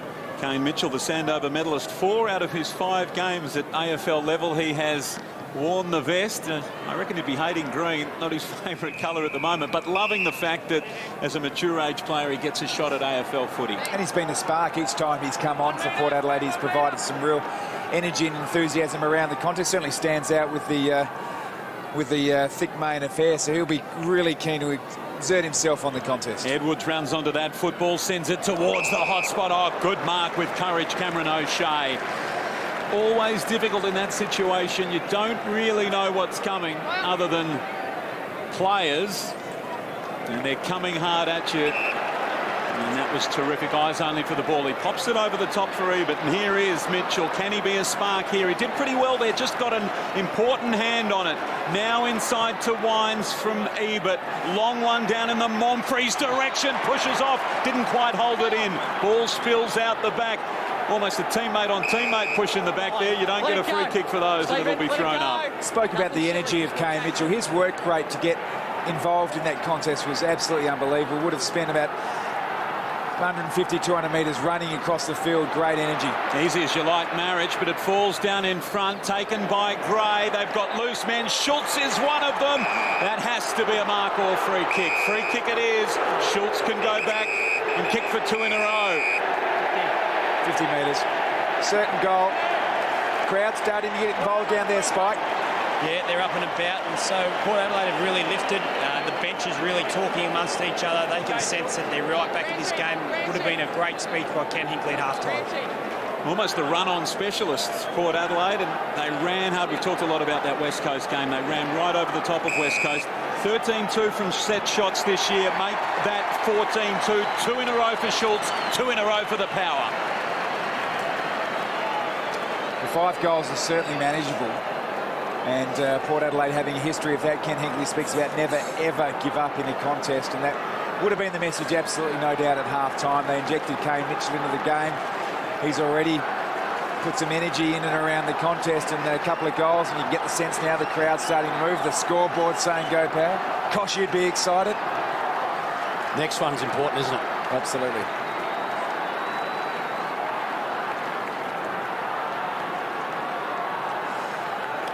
There's a real focal point for the Port Football Club, and the Richmond players, Chris Newman it was, he didn't actually hear the whistle, I don't think, for the free kick, gave away the 50-metre penalty, but next one, super important for the Power. So the margin now 30. It was 42 not so long ago. Broadbent now in dangerous territory again for the Tigers. Jakey Need couldn't crumb it out the back. McGuan gave it up. Need half a chance. In the end, Batchelor did a good job, just collected it and dished it around the corner. Now to Morris. Morris to the outer side. Safe hands of Grigg in front of Redden. Little ball inside. Again, Deledio, who's accumulated the football this afternoon, to Grigg, who does a lot of it too. Runs to the wing now to half forward. Ivan Maric got a finger on it. Couldn't bring the ball in, and in the end, it will sit there at half forward for the Tigers. The last couple to the Power, back to 30. And just a little glimmer of hope for the Power. They got close to North at the end of last Saturday afternoon as well. The margin at times got pretty ugly, but they continued to fight. 10 points was the difference in the end. Boat to Westhoff. Here they go to Jonas, to O'Shea. They stream out of half-back, ball into the middle to Gray. Normally a heap of energy. This time the long ball. Jakey Need, what can he conjure up? Batchelor. The double fist, McGuan crumbed it well, got tackled, back to Batchelor. Now the little one over the top to Nick Vluston, who just holds things up for the moment. You sense the Power can feel the next one is absolutely crucial to their afternoon as they search for 4 points against the Tigers, who haven't been able to have a win for 3 rounds. Ellis drives the ball towards the wing. Marriage up in front and at the back. That's a good mark. Well, they had all the tall timber there, and Stevenson's marked. He was the second big man in the contest. Oh, he went to his fellow big man, chopped off by Broadbent. Here they come again, Port. O'Shea. So it's Richmond getting just a little careless at the moment. And now Wingard kicks forward for the super sub in Mitchell, the Sandover medalist. He runs to 45. 3 in a row, Port Adelaide. It drifts across the face of behind them. Geez, he's brought something to the game, Kane Mitchell. He's just bursting on. He's got some real enthusiasm in the way he runs and attacks the footy, which is great. But Port Adelaide have got an opportunity here. Now, Richmond want to take the sting out of the game with possession. Port need to have courage, put the pressure up just like that. Don't give the Tigers an easy outlet. You mentioned, Baz, how many times he started as a sub. He was overlooked by Fremantle, overlooked in so many drafts. A year out of the box last year, suddenly he gets his chance, wants to make an impact. Ellis, strong hands, and they needed to be in front of Moore. Good by Moore to push out. Just can't allow an outlet here. Stop the uncontested marks. Will involve the Port players needing to show some courage, get out in front of their direct opponent, take up the space. So Hooley keeps it along the boundary. Oren Stevenson against Stewart, a late in. Here's a chance. Deledio just slaps it in front of himself, looks over the shoulder. Wingard chases. Well-weighted ball out the back, perhaps for rebound. Oh, well done in the end. Carlisle got a hand onto it, mopped it up, did the cleaning work. Now goes short. Almost a chance for Jakey King. Stewart goes back inside. Jonas, they've got to be good here, the Power. They're under pressure from the Tigers. It'll be a ball up. already early in this match, or early in the second half, they've Port Adelaide really trying to kill that first one, not allowing those easy kicks through the middle of the ground. They're really playing on their man tight and tough. Lucky to get away with it there, Port. Stevenson, that was a beautiful tap down to Foley, straight down his throat. Little man would love that. Travis Boat getting busy for the Power at the moment. 4 clearances to Port this quarter, 3 of them to the skipper. Stevenson again, that was brilliant to Foley, this time with the hand over the top of the head, the little backflip of the wrist, and those two combining a couple of times, the ball's drifted over the line. So Richmond will like this, an attacking position on the ground, and gee, they want the next one.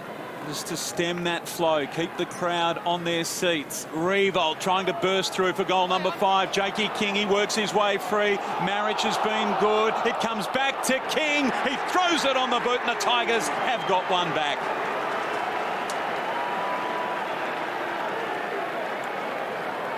It's a reward for effort there for the Tigers. Jake King involved, and it's a bit odd to say they need the settler when they're 5 goals up, but certainly felt that way. Port were coming and coming and coming. You can always rely on Jake King to provide a bit of oomph in and around the forward 50. Certainly done that. 2 for King. Finish with the goal. 2 for King now, 2, Tom. 10 disposals. It's been in the game. Just energy around the contest there. It was Jack Revolt actually getting the work off the pack, and then Jake King getting involved, and then Jake King going back to the contest and getting involved again. As we say, sometimes a simple game, just keep going where the ball is. So the little terrier gets his second. Tigers get their 12th, and they get it back out to 35 points. McGuan tried to go off the ground, couldn't quite, did a good job of recovering. Morris to Newman. And then to the outer side, Jackson's got a bit of space. The bounce is cruel and goes hard left. Momentum is such an asset, isn't it, Tommy, in this game of football? And suddenly the Tigers have wrestled it back. Chris Knight's sad story. He's got his right knee in a splint. We wait for the diagnosis, but Damien Hardwick said it seemed to have dislocated itself. He was kicking for goal late, or midway through perhaps, in that second term. Long ball, just offline in the end. Another behind, this time to Chad Wingard. So back to 34. Chris Knight's the only thing to really go wrong for the Tigers this afternoon. Revolt, he's got 4 goals, 1 from his 5 kicks. Couple to Jakey King. Martin has 1. And 3 for Jay Schultz. He's kept the power in this one this afternoon. Brandon Ellis there, tough kick, made it hard for Foley. Wingard kept his feet. That was important. Loston, such a good tackler, we know. Ball comes inside to Monfries, trying to square it up for the first gamer. How will he play at Colquhoun? He goes back to the most experienced Port player on the ground, but it's ricocheted back, and here they come now, the Tigers. Delidio got it from Marriage, the acting captain. He's had 3 bounces through the middle of the ground, goes with a short kick, very clever, and finds Nahas. He's been outstanding today, Brett Delidio. His ability to run and carry, we've known for a long time. He's right at the upper echelon of midfielders in the competition. The challenge was thrown to him with Trent Cotchin out of the side. Kane Corns went to him, Port Adelaide's most prolific player of late, and he's certainly risen to the occasion. And the temptation there would have been to blaze away, but he lowered the eyes just a little. He spotted Nahas. Game number 80 for the Tigers today. Played in rounds 1 and 5 this year. Been out of favour largely. And a miss there. Will it be costly? It stays at 35 points. It's interesting, isn't it? He was 34 goals and the second leading goal scorer last year behind the Coleman medalist. Didn't miss a game. So there's certainly something that they want him to change in his game. Comes in one of the 5 changes this afternoon for the Tigers. Newman, as he's done forever, does exactly what is required at the right time for the Tigers. Sends the ball out over the boundary. So suddenly it is the Power that need the next if they're going to be any chance at all, you suggest, in this one. A side that has the ability to make a large margin shorter and smaller in a quick space of time. Wines just almost ran into Hartlett, gave it to Hartlett and missed him. And suddenly Hooley to Ellis, and away they go through Rance to the wing. Jakey King uses his body early, got himself in a good spot. Tommy Jonas lost his feet, opens it up for King. Just goes and picks it up, rolls around onto the left, into space. Savan Marich, good ball from King in the end. To Martin, And over the top, again, it's Nahas who finds a bit of space. Just through hands, not able to be taken and snaffled. Broadbent's got to be good here for the Power. He is, gives it to Jonas. Now to Lewis Stevenson. And, well, he's picked out Ellis. And he's found a man with a bit of space, and that's Brett Deledio all alone. 35-40 out, directly in front. Shane Tuck in a bit of trouble here too, Haim. Quickly on to Grigg. Grigg will run into an open goal, and the Tigers, they get another. So disappointing passage for the Power. Tigers, they stretch it again.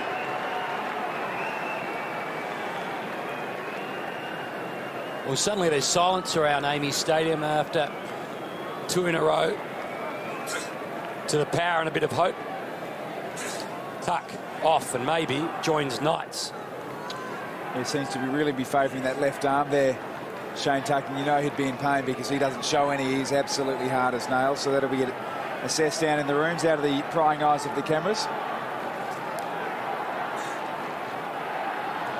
Let's have a look at Shane Tuck there. It's actually not too dissimilar. It looks like the one that Taylor Hunt copped last night, right on the point. Can often be a stinger, but there can also be some structural damage well. So we'll keep an eye on that. And Spike, our man, will be all over it. Ran straight through him and tunnelled him. Port Adelaide free kick in the middle of the ground. So important goal. Richmond by 41 points. But Shane Tuck now joining Chris Knights out of play. We're not sure that Tuck's gone for the game. A bit premature to be saying that, but they could well be a couple of men down, Tom. And you certainly want to have your full complement of players when you play Port Adelaide at Amy Stadium here with their ability to hose down leads. So all the opportunities there for Port Adelaide to get a run on. Can they do it? Boat goes long. That's a very good attempt to mark by Stewart. Not paid. Whistle in there. It's a Richmond free.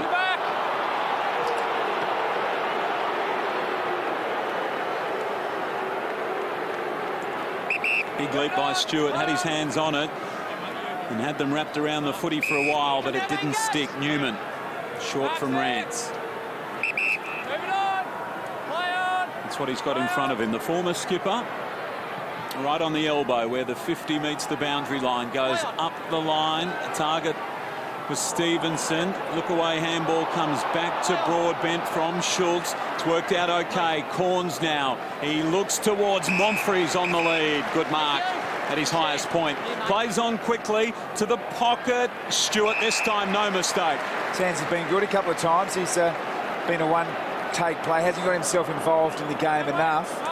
And this is a difficult kick, so right in the pocket, as we've said a couple of times, not much of a breeze to speak of. He's going to take his absolute best if he's going to go for the conventional drop punt. Hasn't kicked a goal today. In fact, just 2 disposals. So his 3rd disposal here. He played an important part in that Monfries goal, though, during the second term. It was a wonderful mark. So important here. Offline. And that's the angle where a lot of the players these days take the 90-degree approach, come around 2 steps, snap around the corner, the Stevie J style of goal, but just not as much. Shane Tuck about to come back on. He looks fine. May have gone down and got some treatment, but he's straight back on the field. Thanks, Spike. So good news in a day of ordinary news in regard to injuries for the Tigers. Chris Knights subbed out. Here's a little window of opportunity for the Power. They must make every post a winner from here. And Tommy, you talk about the finishing of the Power in regard to fitness and last halves, and particularly last quarters. A lot needs to be credited to Darren Burgess. You see that in the back of the screen there with Shane Tuck? Interesting. I don't reckon Shane Tuck's shoulder's all that good at all. No. So, well, he was just knocked by Redden / punched, and see if we can get another look at that. Ball goes through for one behind, so disappointing from Hamish Hartlett in the end. You mentioned Darren Burgess. Hamish has been at Port Adelaide in a previous era. He's spent the last couple of years at Liverpool. Absolute world's best practice when it comes to preparing any football code to elite talent and getting results with the Power at the moment. I'll take back what I said about Shane Tuck. He can hardly swing that arm, so interesting to see how long he'll stay out there. Well, it looks like, Mark, they might have sent him out just to find out. And I think they're very quickly finding out he's not too good. Chaplin against his old team. There's the chorus of boos. We love it. It's a big part of our game. Stewart runs onto it. Gives it to Mitchell. Now Carlisle from the back pocket. Can they run here, Port Adelaide? Chip kick to Corns. There's players on. Schultz is one of them in the middle of the ground now to Wines. He looks upfield, needs to move it quickly. The target is Robbie Gray. Got his hands to it. Ball on the deck. Falls for the skipper. The kick, not ideal. In fact, didn't have enough on it and probably had more time there. Did Boak, and Trav a bit disappointed with that one. Marked back on the line by Ellis. They've got a lot of the football in the last few minutes. The power. Jackson just tumbles the ball to the wing. It favours Ebert out the back. Just gets away from the tackling McGuan, and now he goes long again. Monfrey sets himself, hit his chest, dropped to ground. Ellis. The give to Batchelor, just missed him. A chance here for Wingard. Great handball. Monfrey's hit the fat side of the football. Still it lurks. Stewart couldn't quite. What can Mitchell do at ground level? In the end, he's got Deledio to beat. Deledio just shoved him out of the road. Did a good job of it, but it's all the power this time. Jonas to the left. And in the end, it's Newman who's awarded the mark. Last line. He needed to be good. He probably got the benefit of the doubt in the end from the umpire. Yeah, interesting call, wasn't it? In his hands, certainly.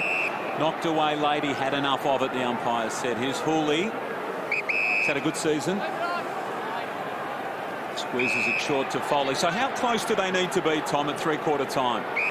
6 goals, I think, Baz, would be enough to certainly get excited about it three-quarter time from Ken Hinkley's point of view. But it's not so much the margin. They really need to address the way that they are playing. Just need some more energy around the footy, get numbers to the ball and start playing a physical brand.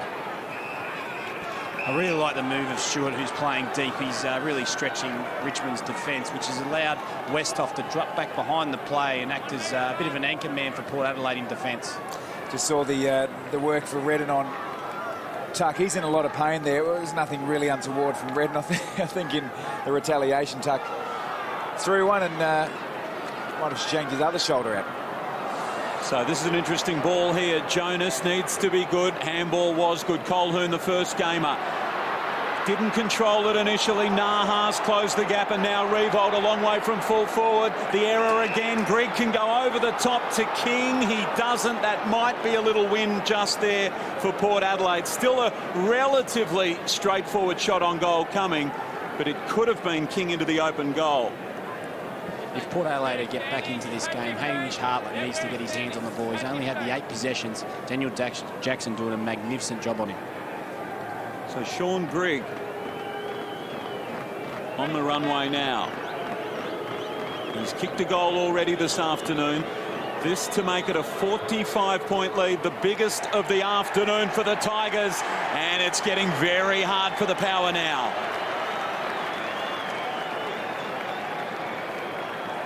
Against the run of play, a fumble from the first gamer, and we pay the ultimate price. A goal for Richmond, 45 points. Port Adelaide showing that they can match it with the Tigers, but just not able to string enough goals together.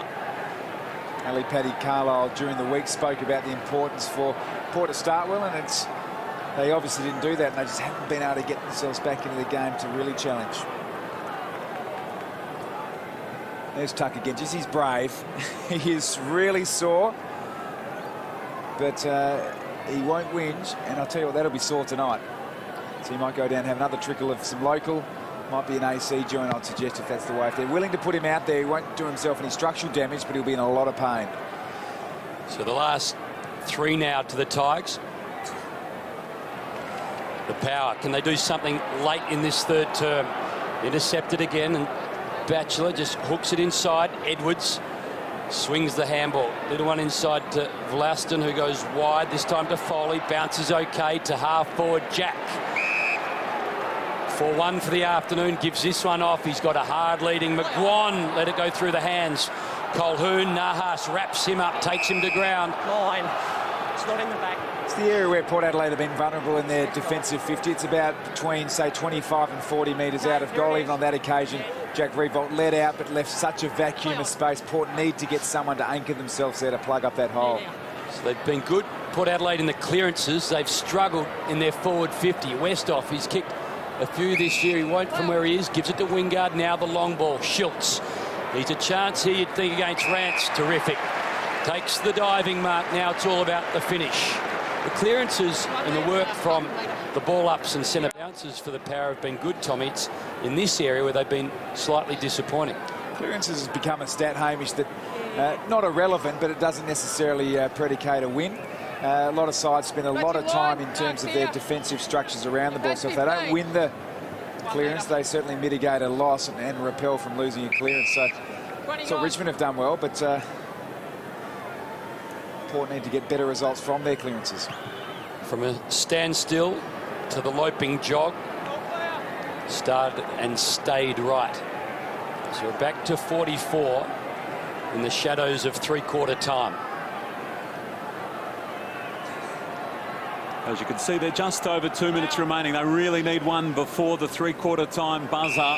Grigg now to Hooley, who kept running for him, and Foley, who's added a little bit of spark since he's come onto the ground. Deledio. Back to Martin. They've been terrific in the midfield. They've stood up. Deledio, 26 disposals. Martin, 25. That not the best of them. Chance for Wingard, although Newman met the football solidly. Chance for Need. Handball, a bit loopy. Redden did okay. Got a hand in there. Two players going to ground. Westhoff, well done. To Colquhoun. To Wines. Jackson chasing. Got him, but the kick was away. But enough of the chase from Jackson to affect it. And Grigg marks. That was good defence by the Tigers. And here's Floston with about 90 seconds to play. Richmond's lead, 44 points. Tommy, to your point in regard to using the ball well, that the Port have kicked just 4-9 since quarter time. So they've gone from 2-1 to 6-10 and haven't really put Richmond on the back feet, back foot. And you talk about stats, Aim, 35 to 33 in favour of Port Adelaide inside 50s, and just haven't been able to get the score on the board in terms of goals. So that old adage, we saw it last night, bad kicking's bad football, and it's certainly hurt Port Adelaide when they've had their chances here this afternoon. So Revolt, a little one over the top again, this time on the outside of the boot. Nick Vlaston just puts it into dangerous territory, and Tiggy's fans will really like seeing that. A man they've admired for a long time, Luke McGuan. But he's made it through to 100 games, and Model 2 of Luke McGuan's career sees him dangerous in the forward 50 for the Tigers. So just the one behind for the afternoon for Luke. Now he's got a major. And the Tigers are out to 50 points just on three-quarter time. A lot of players, Tommy, like Luke McGuan. You think, well, their career is in their twilight. New coach, reshuffle, something changes. Suddenly 150 games later, they're doing good things. It's the opportunity for him to go forward. And I guess initially he went forward to play a defensive forward role and stop one of the opposition running half-backs, but he's a good size, he's got really good hands, he's launched at the ball ever since he's been put in the forward line by Damien Hardwick, and he's more than just a stopper now. He demands a match-up, and great to see him kick a goal in his 100th game. Damien Hardwick, a happy man, 54 games during 3 seasons with Port. His last game was the 2004 Premiership. Kane Corns is the only Port player out there who played that day for Port. Richmond. High tackle. Another free kick for Richmond. The other active players, Dom Cassisi injured and was a late withdrawal. Sean Burgoyne at Hawthorn, and Chad, of course, his brother at GWS. Here's Marich with 3 seconds left on the clock. Probably not enough time. So three-quarter time it is, and Richmond have more than a match-winning lead. It is theirs to lose from here. Richmond 15-6. Port Adelaide 6-10. Revolt's been terrific. 4 goals and a couple each for Jakey King and Sean Grigg. Jay Schultz with 3 for Port Adelaide. The Tigers are looking very good. The bad news, Chris Knight's out of the game. Richmond by 50 points with a quarter to play. Thanks, Baz. Yeah, just an update on some key Tiger injuries. Obviously, Chris Smith went down with a really, really bad knee injury. It all looked like it was A bit of a dislocation of the knee. I'm told that it's a dislocation of the patella, and it could be between 4 to 6 weeks. The other injury is Shane Tuck.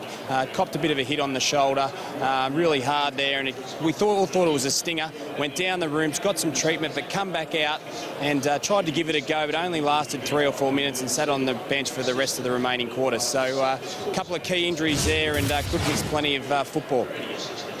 Good on you. Thank you very much, Spike. Mark McVeigh down there on the boundary. So that sounds like they're 2 men down, but obviously, if required, Tuck will be able to come out onto the ground.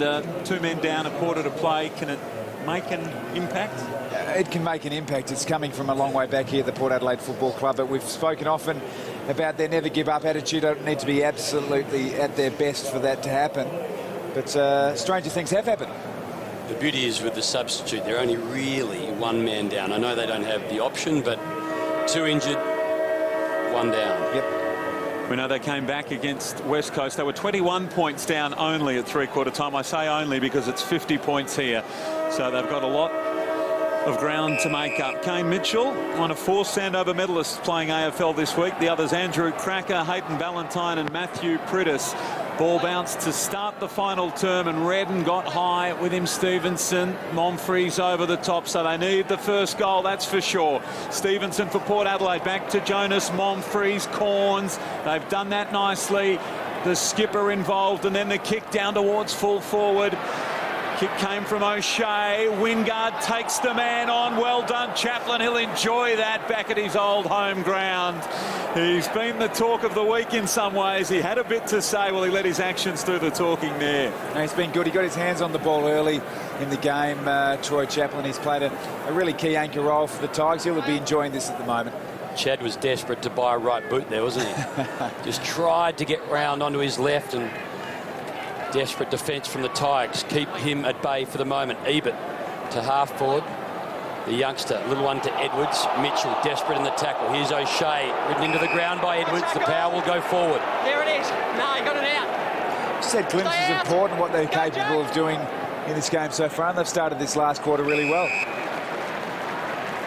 And it was an amazing stat that the President, David Koch, mentioned, that they're only 14 days older than the youngest team in the competition, so they do have a lot of youth on their side.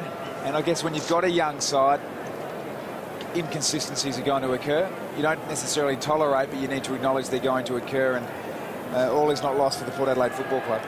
So Mitchell has 1 goal in his AFL career. He's got another. Well done. Great finish. Good start to the last for the Power.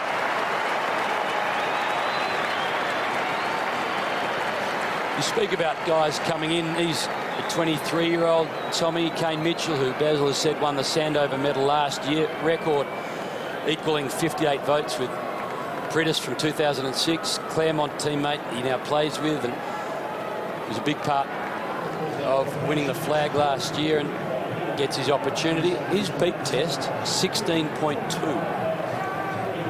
This is good going. Very, very good going.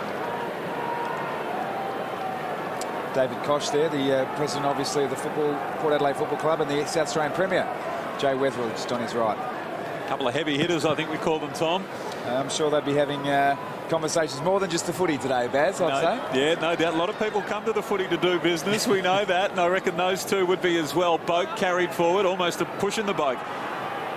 Comes out the back Jackson's way. Got it from Hawley. Now the quick kick away. It's going to be out of bounds on the full from Batchelor. So Port, what is it, 43 points. It was 50 at the last change. Can they string a few goals together? Gray, short. Corns went to Boak, who goes to Schultz, and Schultz in the pocket. They're kickable from here.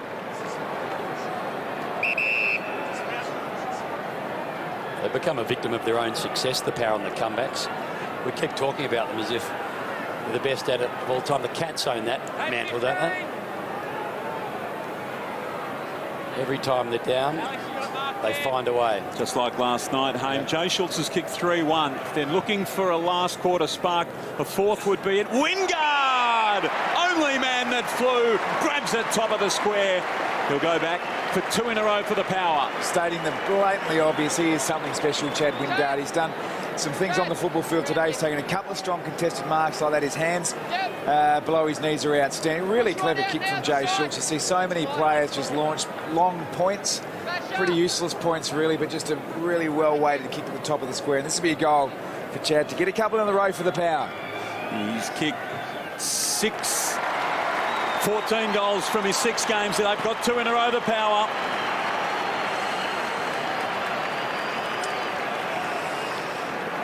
So what did we say, Baz? We said it's possible. We need a Herculean effort. And what are we at? 37, yeah. Now they'll start thinking now. The crowd's just got going too, so they're thinking what we're thinking. According to Lee Matthews' theory, they can wait for another 8 minutes before they really get going.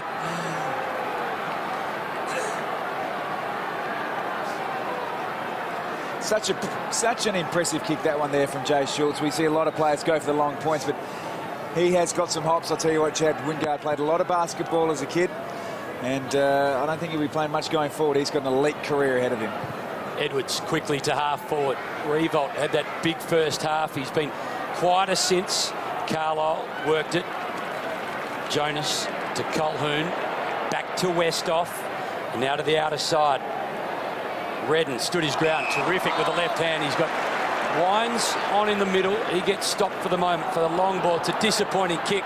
The double fist. It's going to work out for the Tigers. So the Power, the thrust forward, stopped for the moment. Over the top, quick give, Foley.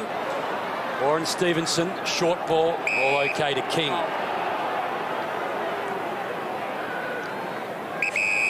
Well, this is where the Power haven't been able to go on with the job. A couple in a row, one stage 3 in a row. Can they do that again here and just really get that run on happening? Westhoff now with a little bit of work to do in the back pocket. His handball, not ideal, dangerous one, overrun by Edwards.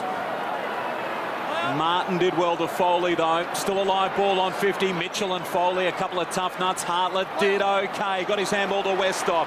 Arms released. Now they get it through the middle of the ball ground.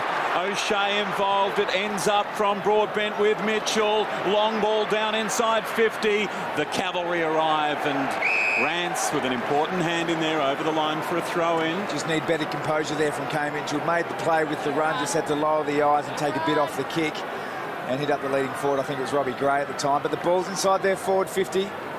Still with a chance. End of the ground, that's for sure, Tommy. That was a little bit too easily. Stevenson, Broadbent takes it. Broadbent, 3 in a row for the Power. They might be back in business.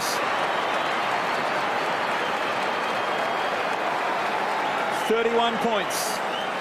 Well, we're getting a little bit excited for Power fans, and their fans certainly getting excited. And I guess the contrast is, do the nerves creep in now for that man and his team? We have spoken there, a player down with Chris Knight's subbed off.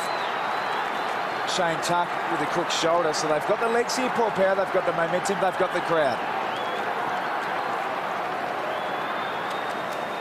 Yeah, that's a fantastic finish there from Broadbent. Came off his direct opponent far too easily. You've got to always get goal side for a defensive 50 throw-in or stoppage. Not good enough from the Tigers. So Jack Revolt, something special from Tony Hall pocket. Now it's Matthew Broadbent's turn. They bring it back to within 31 points, the Power. The Tigers through Martin to King. Toby Jonas lost his feet to Jackson. Who's he going to go searching for? Revolt just leads to a bit of space, gets on his bike. In the end, it's the former skipper who just drifts in, and he can just stop that flow and the momentum that the Power have built up very quickly. And that's those lapses that Port Adelaide have had throughout the game, not being able to defend a forward entry, no pressure on the kicker going in, which has hurt them. They've got to take some risks here now. They've got to move the ball through the middle of the ground. There's plenty of space, and really expose Richmond if they can. Already has one, Chris Newman. He's got a couple now, and just a little bit of breathing space again for the Tigers. Doesn't take much to stop the run, does it, Tommy? Just a quick ball movement through, a lapse of judgment, a couple of easy errors, and suddenly you're back on a 37-point deficit, which you've worked so hard to get off. And the Tigers have done that really well. Shane Tuck again, he is a warrior. pretty easily identifiable which one's the crook shoulder out of those two. I'm pretty sure it's the left one, carrying it and heavily strapped, but timely goal there from the former skipper, Chris Newman. Good build-up. I mean, Port Adelaide have a capacity and have a capability to kick a lot of goals in succession very quickly. Had 3 in a row there, but the former skipper just knew what to do at the right time and nailed the goal. Tigers back to some breathing space. Yes, still plenty of time for Port Adelaide. That's one thing in their favour, but the other thing against them is Richmond's form and their aggression at the contest today. They really have been fantastic, and when the run-ons come, they've found somebody to just stand up, and not for the first time, their former skipper Chris Newman doing the job there. That was well done by Ebert. 3rd man up. He might have been 4th man up, actually, to Mitchell. Back to Moore, who's kicked a goal this afternoon. Important ball now towards half forward. Waiting down Corns. Mitchell, he's added a bit of run and he's been taken high there. Now, I'm not sure if there was much advantage, but he took it, so the call has to stand Colquhoun. He'd love that opportunity to gobble up that previous 20 seconds again. Just didn't need to handball to Corns then. And as a result, we've got a bounce instead of a strong inside 50 from Port Adelaide. Less than 14 to play. The margin is 37 points. We've got a bouncing ball on half forward. We get some sets of hands on it. Eventually, Ellis it is with a kick towards the middle of the ground. Revolt, long way from home. Carlisle right there with him. Might bounce back Revolt's way. Taken high, Edwards. No argument about that one. People might ask why is Shane Tuck on the ground with such a bad shoulder. What he's doing is he's coming on and being the ultimate team man, which is giving one of his midfielders some rest. So well done to Shane Tuck, really looking after his midfielders there. You sense he's going to play that full forward role that Tony Lockett used to, in that he just sit in the goal square and don't do too much until it is absolutely necessary. Talking of full forwards, there's a very good one. He's kicking for 5. To talk about doing the absolute bare minimum, even on that occasion, and to pick up from Mark McVeigh's comment, Shane Tuck just held his direct opponent out of the contest. I think it's Stevenson down there for Port Adelaide, which enabled, as you see, Jack to launch at the ball. So really, really great effort here from Shane Tuck. Well, he's one of the Tigers' favourites. This for a handful on a Saturday afternoon, and to put it beyond doubt, he's a great set shot. We're out to 43 points at Amy's Stadium.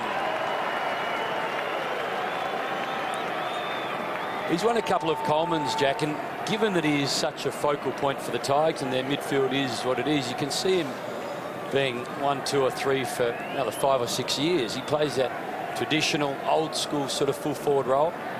And I think he really enjoys being the focal point as too, Hamish. He's an old-school full-forward, comes out of the square, he takes a pack mark and kicks straight. And really appreciative of the work that Shane Tuck's doing for him at the moment. 11 goals in his last 2 games against Port Adelaide, Jack Revolt. 5 this afternoon now, and it's back to 43 points. And we've said this a few times, extremely difficult for Port Adelaide now. And to be fair, they haven't really played well enough. Hooley bounces one towards half forward. Nahas, Colquhoun, and Corns involved. It came back to Colquhoun and then Ebert, and the kick towards the wing, and Montfrey sliding to his knees. Marks can handball quickly to Wines. He moves it. Nice kick for O'Shea. They need to take the game on here and get around Jackson. He didn't really, but back to Moore. He's kicked a goal. Short one to the pocket. Montfrey's did well. He kept running. That's really well weighted kick there by Moore. They've ended up in the pocket quite often. I mean, their scoring is 9 goals, 11. So they haven't attacked the coal face. They haven't really attacked through the middle of the ground, which obviously makes it more difficult to kick a goal. Montfrey's kicked 1 today. He goes short there, and Robbie Gray marks. And just really gained the Port Adelaide Football Club about, well, it must have been 15 metres. Angle very much the same.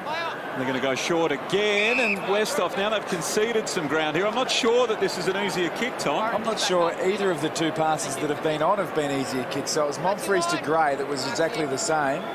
And even if they are in a better spot, it's high-risk footy. Absolutely. Just giving the opportunity to the opposition for them to get their hands on it. Westhoff, then, it's an important kick. So what's the end result? Was it worth all the fuss? No.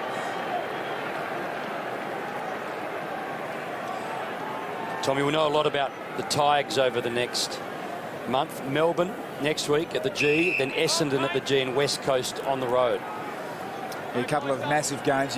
They'll beat Melbourne. They'll beat Melbourne comfortably, but then you've got the Dreamtime game against the Bombers, who are, despite the loss last night, still red hot, and the Bombers would have learnt a lot about how to defend a lead, particularly going into half-time against a strong side in Geelong, and then West Coast are really starting to get some key personnel back, so a huge month coming up for the Tigers. But important, they came over here, started the game well, got some players into form. Delidio's been good.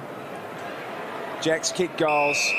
All in all, a confidence builder for the Tigers. And their venture to the West, although very disappointing in regard to the 1-point loss, they were great in the West, so they won't go on the road with too much fear, you wouldn't have thought, in a few weeks' time. No, need to take some confidence out of that, Hamish. They had the opportunities to win the game. They had an opportunity to ice the game also late. So, no, they shouldn't feel that road trip. What a story this man has been. His career just getting going very, very late from an AFL perspective. 30 years of age now, but as we said, 3 times a premiership player with North Ballarat, Team of the Year in the VFL, and then after playing 8 games in the AFL last year, won a VFL flag with the Cats. The power. Corns, little one inside. Boak, now long. Monfrey's all alone. Play on, play on! Well, he saw Schultz early, and he tried to do a little bit too much on the left. He got caught flat-footed and then tried to make it work. But it only works out for the Tigers in the end. So Hooley over the top to running Ellis. Jakey Need just pushes him in the back.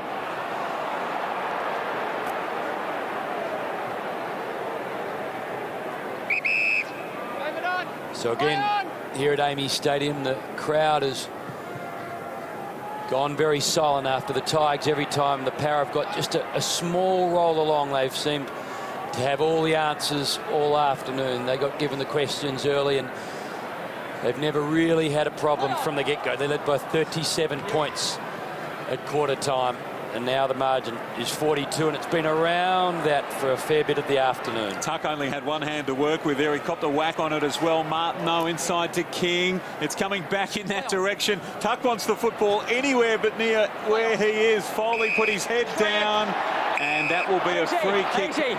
Trip back here. For Broadbent. Yep. Got to take Tuck off now. Thank you. The game, 8 minutes to go. They won't lose from here. They've still got a couple of fit players on the pine in Floston and Newman and Jackson. Thanks, Brett, just there. No need for Shane Tuck to be out there. He's brave as they come, but really no benefit whatsoever. O'Shea long to the wing. Ebert, Colhoun. He runs into Morris, a tough customer. Here's King now, the beneficiary of that good tackle, and Ellis comes sideways. Edwards has got the football. Richmond have been terrific today. They really have played well from the opening bounce, the first couple, a bit of a run on, and then everything that Port Adelaide threw at them, they found the answers. And Edwards short. And Deledio absolutely terrific. With Cochin not in the team, 31 disposals, 13 of them contested. No, he's been absolutely fantastic. He was given a job to lead the footy club. He's done that. He's had Kane Corns as a direct opponent. He's won that battle and provided some great drive and leadership for the Richmond Footy Club. This fella on screen, Dustin Martin, 21 kicks out of his 30 disposals, has been a pretty handy contributor also. What about that? Edwards, he ran his man inside out, and then a bouncing ball. Well, that wasn't so well played in the end. The kick, Hartlett got it. Handball out from Carlisle. Now it's Wingard.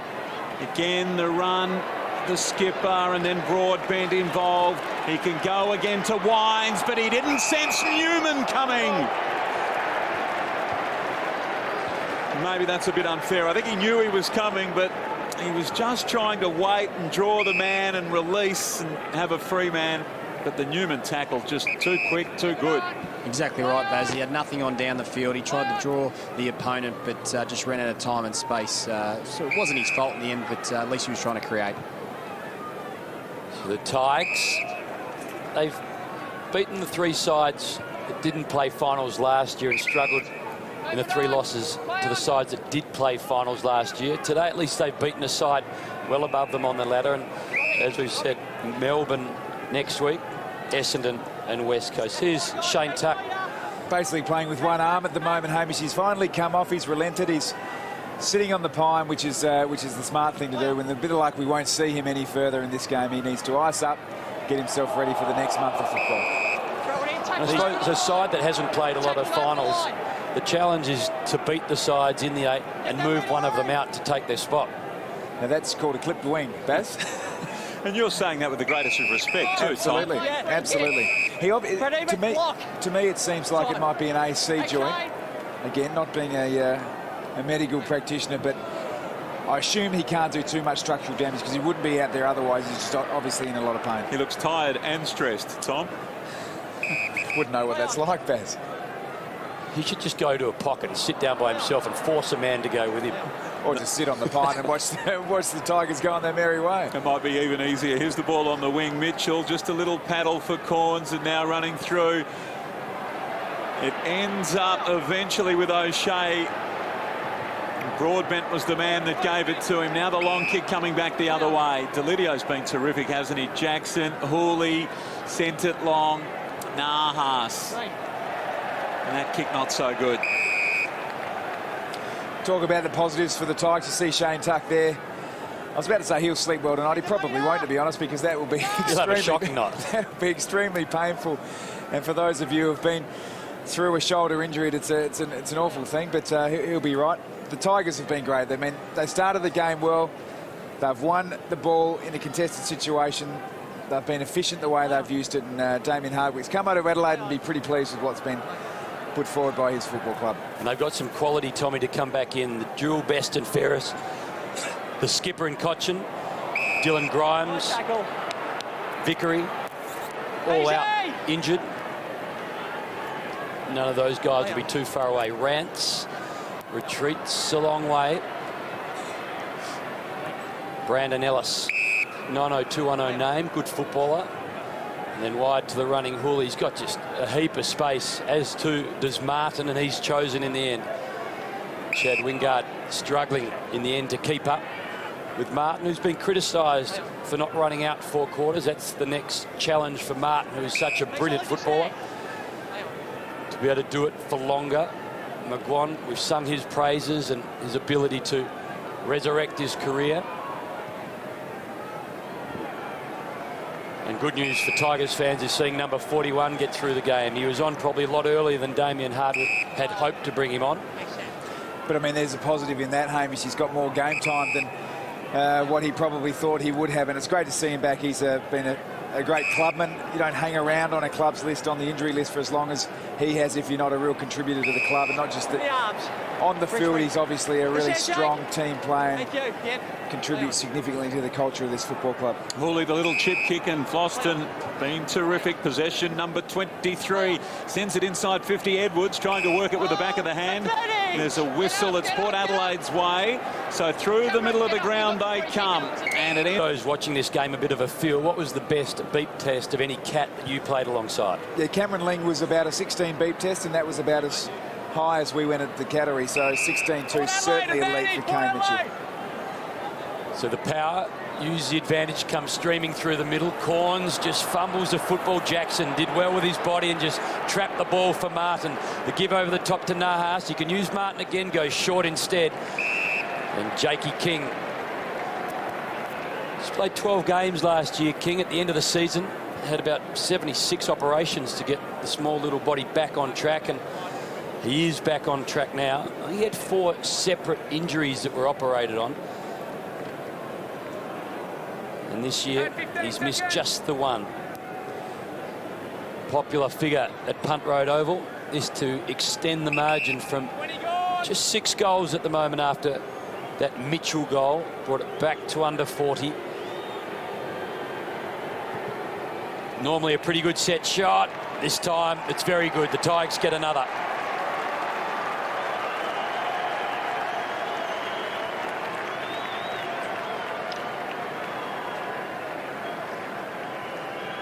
So one of the Tigers' faves just pushes it back out. This time it gets beyond 40. It's now that 7-goal margin, and Damien Hardwick doesn't look necessarily so pleased, but I'm pretty sure the only thing that will disappoint him are the 2 injuries to Shane Tuck and Chris Knights.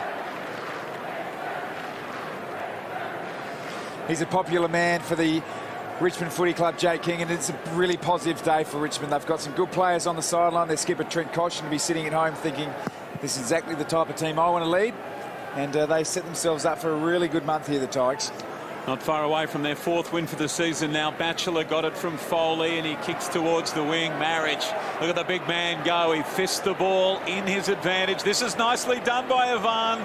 He ran away from Ebert and he gained a valuable 10 or 15 metres. Tom, we talk about Trent Cotchin, and it's a very critical business, football. A lot of opinions, but when you see a player like Koch last week, he struggled. He was under immense pressure. He hyperextended his knee the week prior against Fremantle.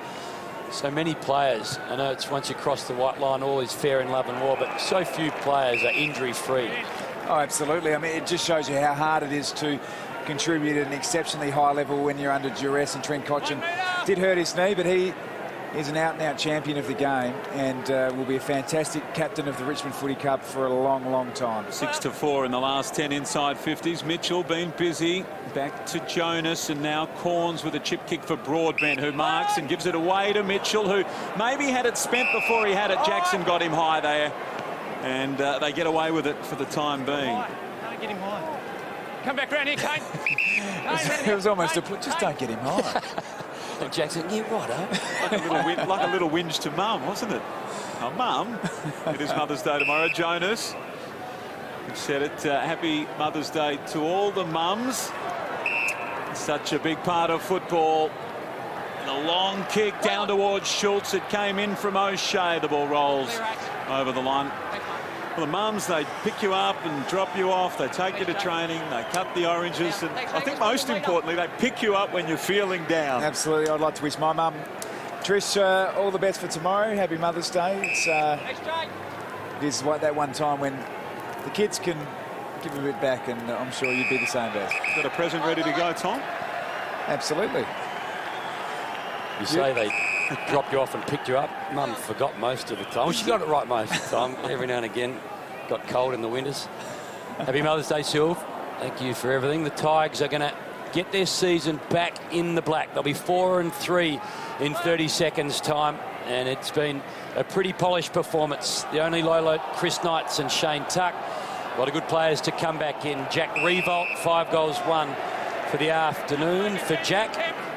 Robbie Gray, yours. Robbie Gray. If I don't say Jessie, she's going to be very upset. And there's the full complement covered. So and Margaret McVeigh, sorry. And Margaret McVeigh can watch the two boys on game day tomorrow, I'm led to believe. It's a brother special tomorrow. So last moments here at Amy. Ball in the hands of Grigg. Big win for the Tigers. So important. 3-3 coming in, and they get their 4th win of the season. And probably more importantly, they arrest that slide of 3 consecutive losses. Richmond home by 41 points.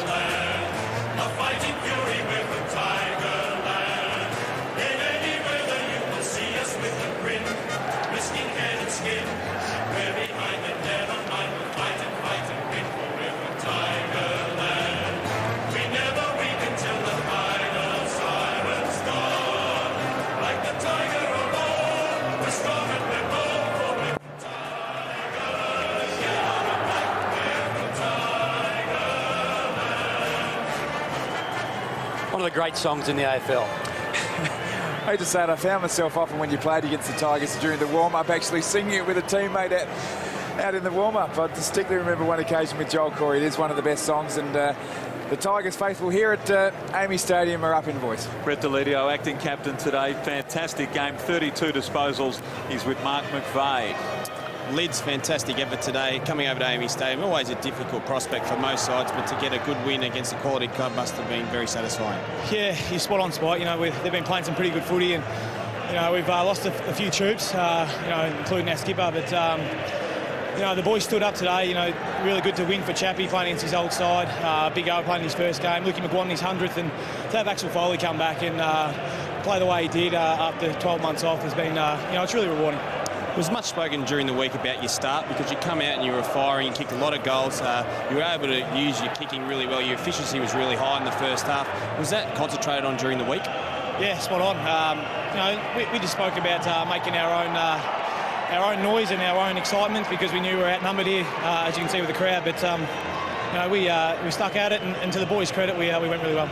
Much added pressure on you when you become acting captain. Obviously, Koch, we all love him, and I'm sure you do as well. But do you feel the pressure, or it's just another game for you, and you try and, I suppose, put to the players what the message that he would portray to them as well? Yeah, absolutely. I mean, I just went into the game thinking that I could only lead by example, and it's exactly what Trent does. So hopefully I can fill his shoes when he's not here, but we'll get him back next week. So that's a plus, getting him back, and hopefully a couple others might be all right to go as well. Thanks, Leeds. Enjoy the week. Thanks, Mike. Good on you. Had a big game, didn't he? Led by example, high numbers, great user of the football. Yeah, he was fantastic. He started the game well. He had Kane Corns as his direct opponent, worked him over, worked both ways, which is great. And in tandem with Dustin Martin, they certainly dominated the midfield for the Tigers. Martin 33 disposals, Delidio 32.